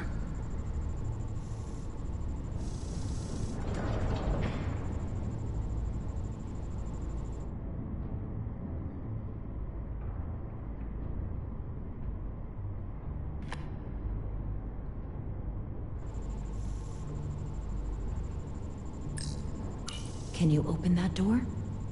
Not without that scan card.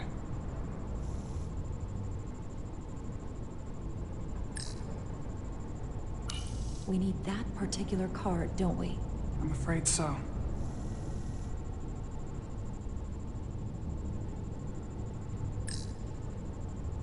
We don't have time to wait for them to finish whatever they're doing. We'll have to try to keep low and sneak past them. I'm starting to see the utility of a phaser. I wouldn't stand a chance against all three of them. I don't like our options here. I have to get us that card so we can open the door. How? If they detect you, Galvin and Sidron's followers are clearly willing to kill to protect whatever is in this mine. Hey, I'm trained for this. I'll be fine. What should I do? Avoid being seen. Stick to the edge of the room, and meet me at the door.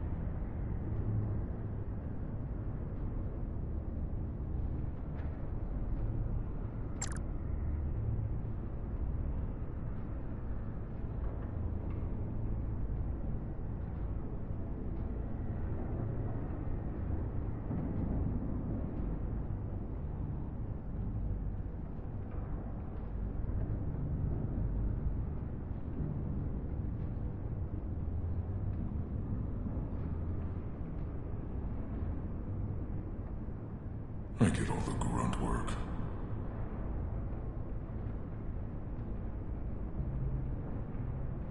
we sure the Illyrians won't try something else? They saw our power, our resolve. They're terrified of us. Until the plan is complete, we're vulnerable. Then get back to work, and we'll complete the plan more quickly. Almost complete.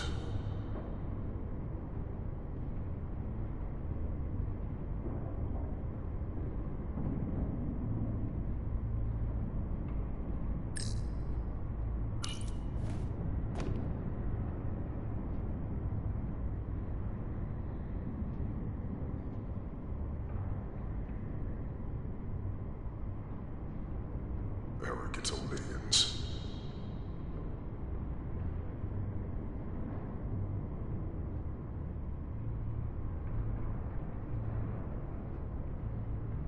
Processing.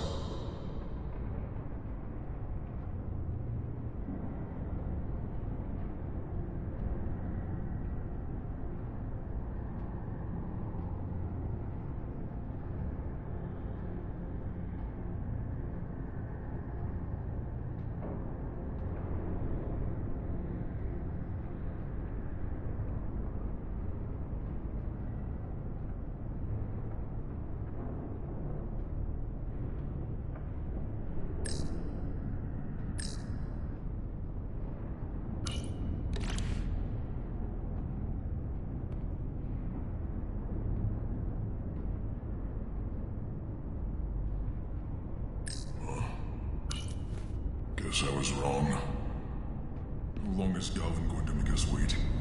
I'm not worried. He's led us well so far. It's a miracle we're I'd even melt here. if I went through there. We've been waiting for so long. Patience, brother. We'll get our chance. It's inevitable after all. That it is.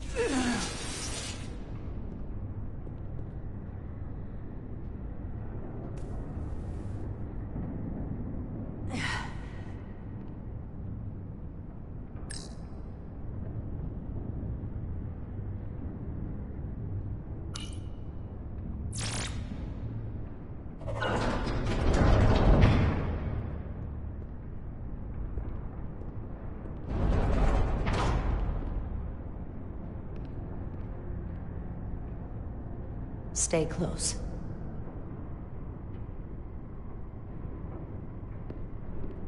Stop! What? Motion sensors. They'll trigger an alarm. We'll be found. Invisible to the naked eye. They could be anywhere. How will we get through?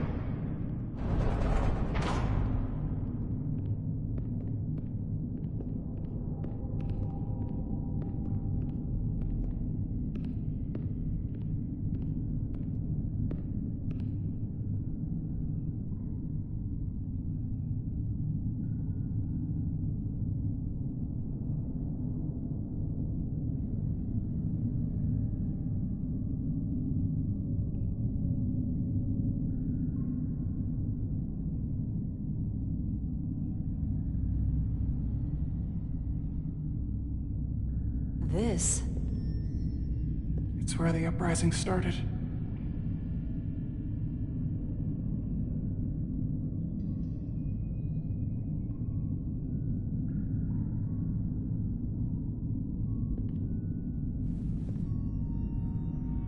Hotari don't do this. We defend ourselves, but we don't kill on this scale, this level of savagery. There's no such thing as a bloodless rebellion. I don't know if we should keep going. So much death. I don't want to end up like them.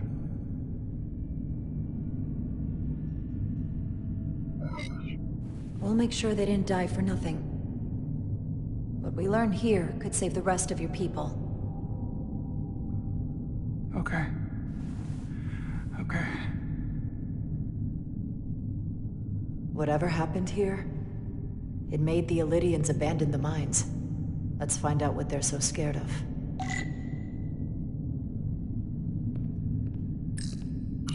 Is this the effects of an Illydian disruptor? Yes. Disruptors are cruel weapons.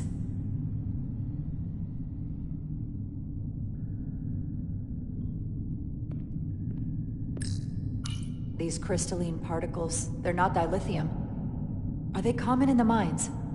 Not that I've ever seen.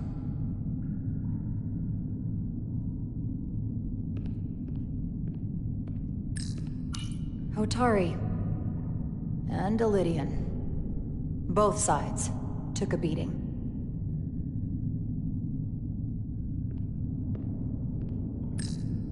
The Hotari fortified the side of the room opposite the door. It's a good tactic, but a few crates aren't going to stop fully armed Illidian soldiers. How did they win?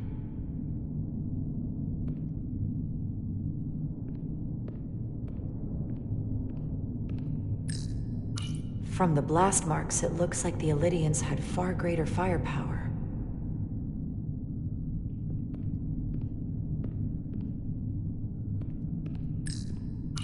Footprints. Illidian boots. Running back the way we came.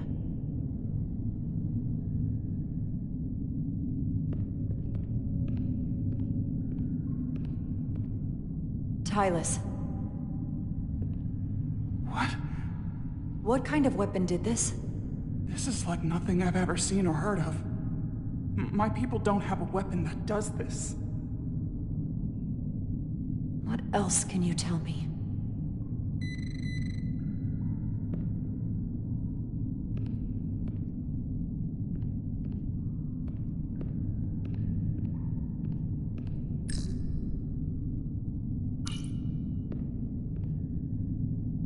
The Illidians shot to kill. But if they killed him, why was he shot in the back? Huh, you're right. The shot came from the side the Hotari were defending. We don't kill our own. And he wasn't just caught in the middle.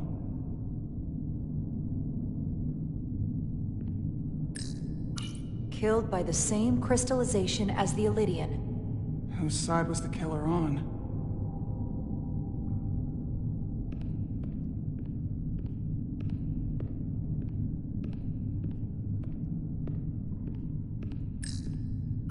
This makeshift barrier forced the Illidians to enter from the service corridor, creating a choke point. Quite the advanced tactic for a species that's never waged war.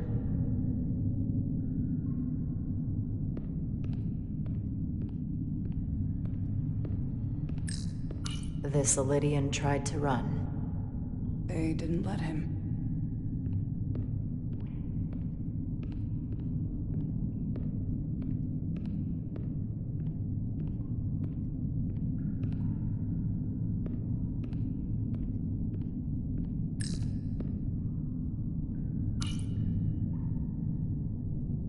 Tylus, you may not want to look down there. I've come too far to...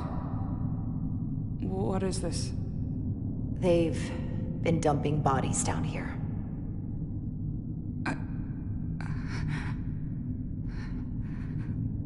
Unforgivable. Galvin and Sidron will be made to answer for this.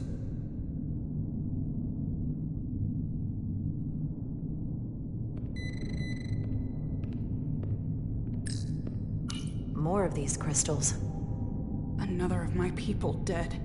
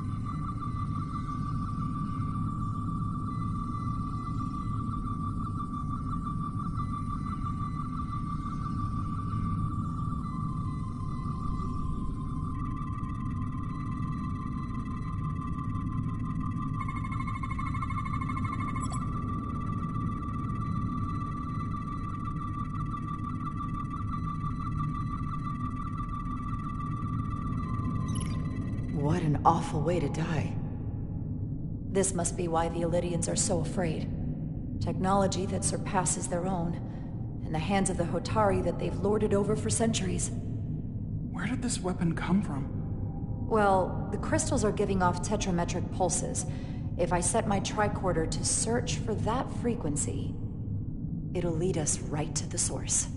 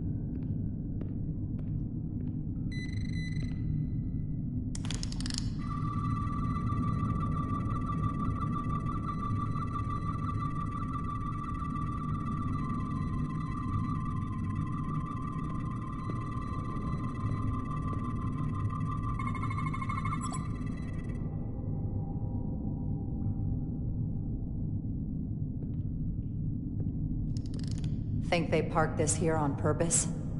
One way to find out. Need any help? I've got it.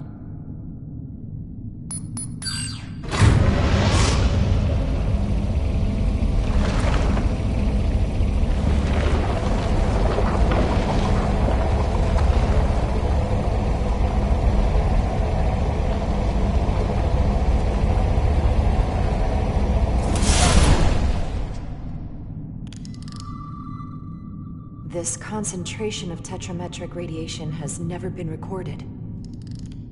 Whatever they're hiding, it's right through here.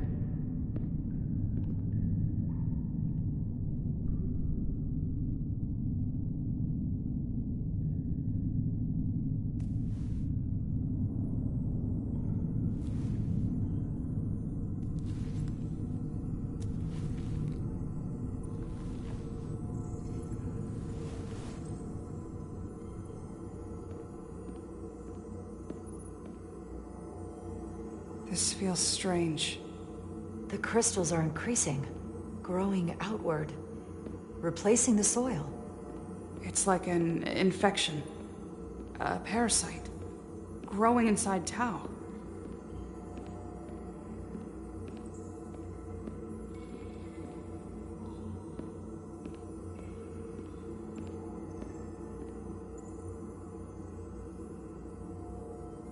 Incredible.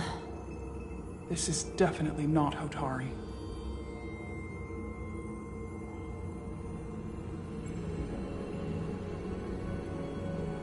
It's the remnants of the Takan Empire.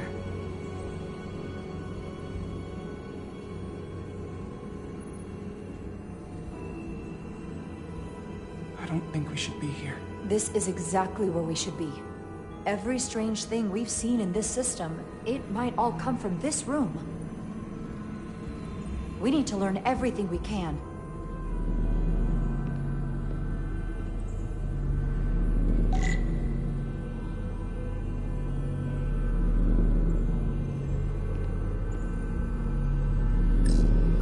How are you holding up?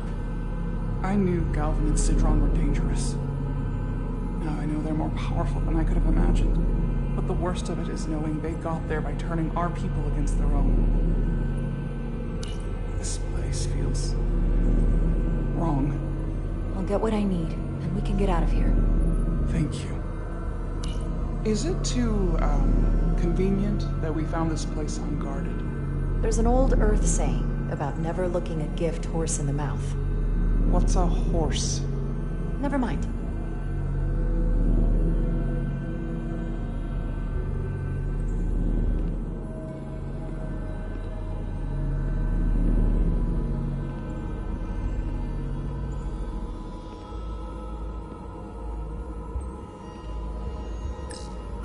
somewhat resembles a transporter pad.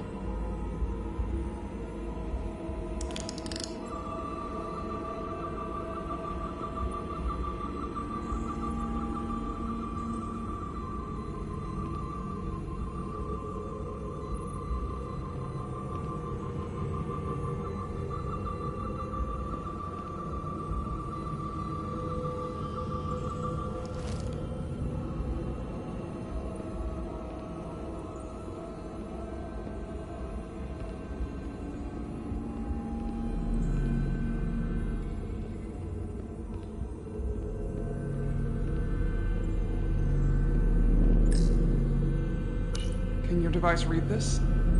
It can roughly translate the words, but we don't have enough Taconian language on record to understand how it's structured. Oh well.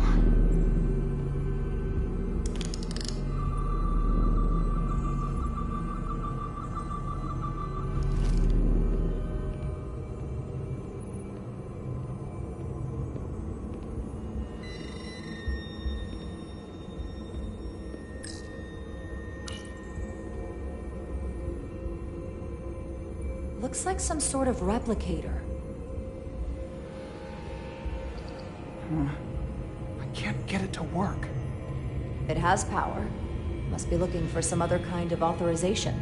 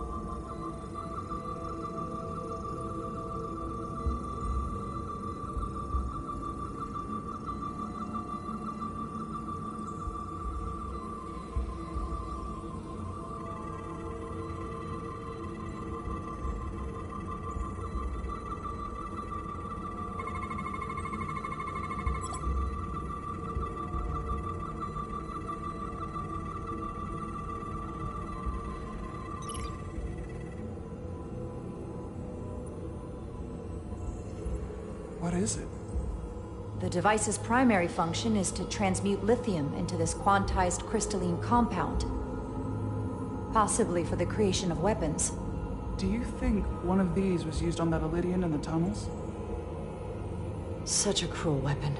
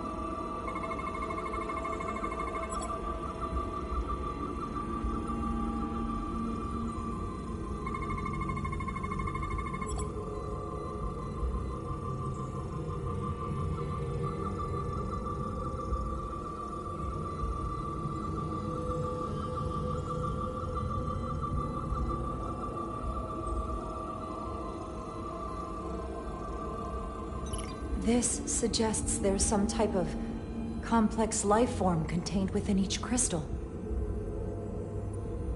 Life form? There's something alive in these tiny crystals? That's what it says, but hard to imagine how that's possible.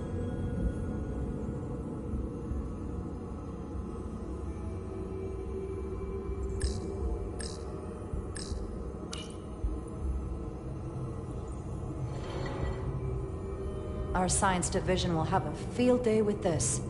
We need to study it on the ship.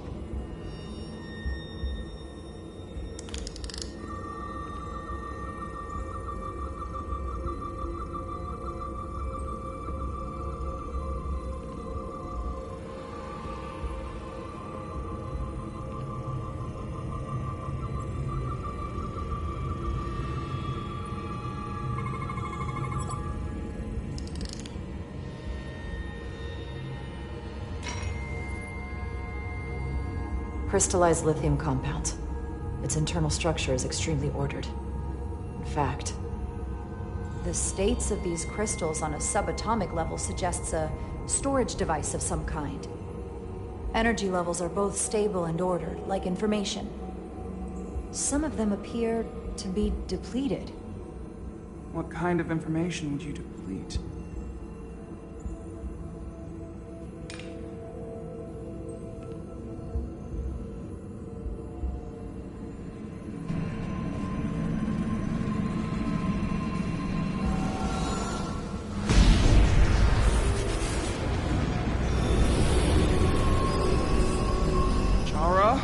I see it. What's happening? Someone turned it on. There's no one here. Then maybe the device I saw in the palace can send a signal? If that's the case, we may not be alone for long. Let's hurry.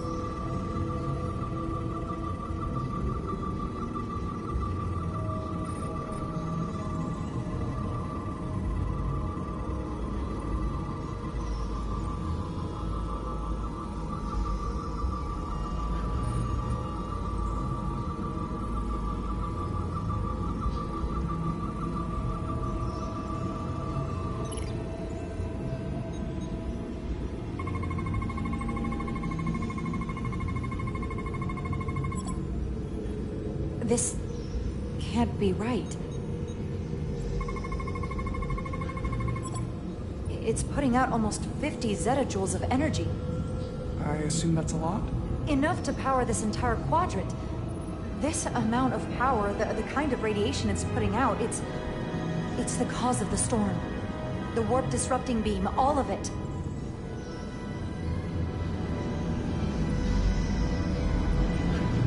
What do we do now? We get back to the Resolute. They have to know about this. Come on, let's...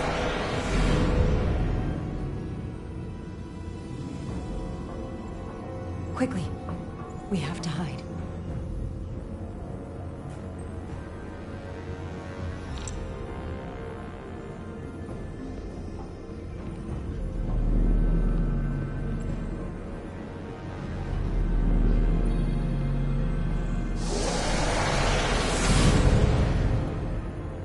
Outrageous! I demand you let me go! No need to complain. You're about to receive a gift beyond your wildest imagination.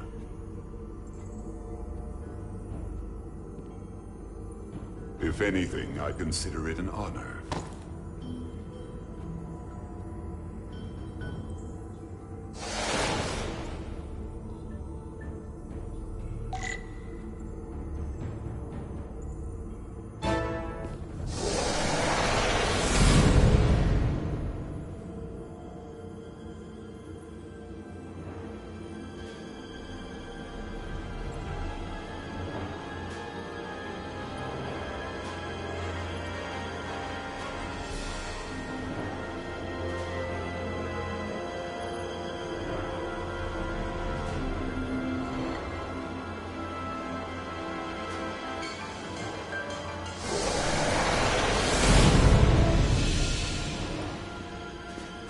What is that? What are you doing? You'll see soon enough. I can influence the course of the negotiations. I can make sure the Hotari get the better end of the bargain. So can I.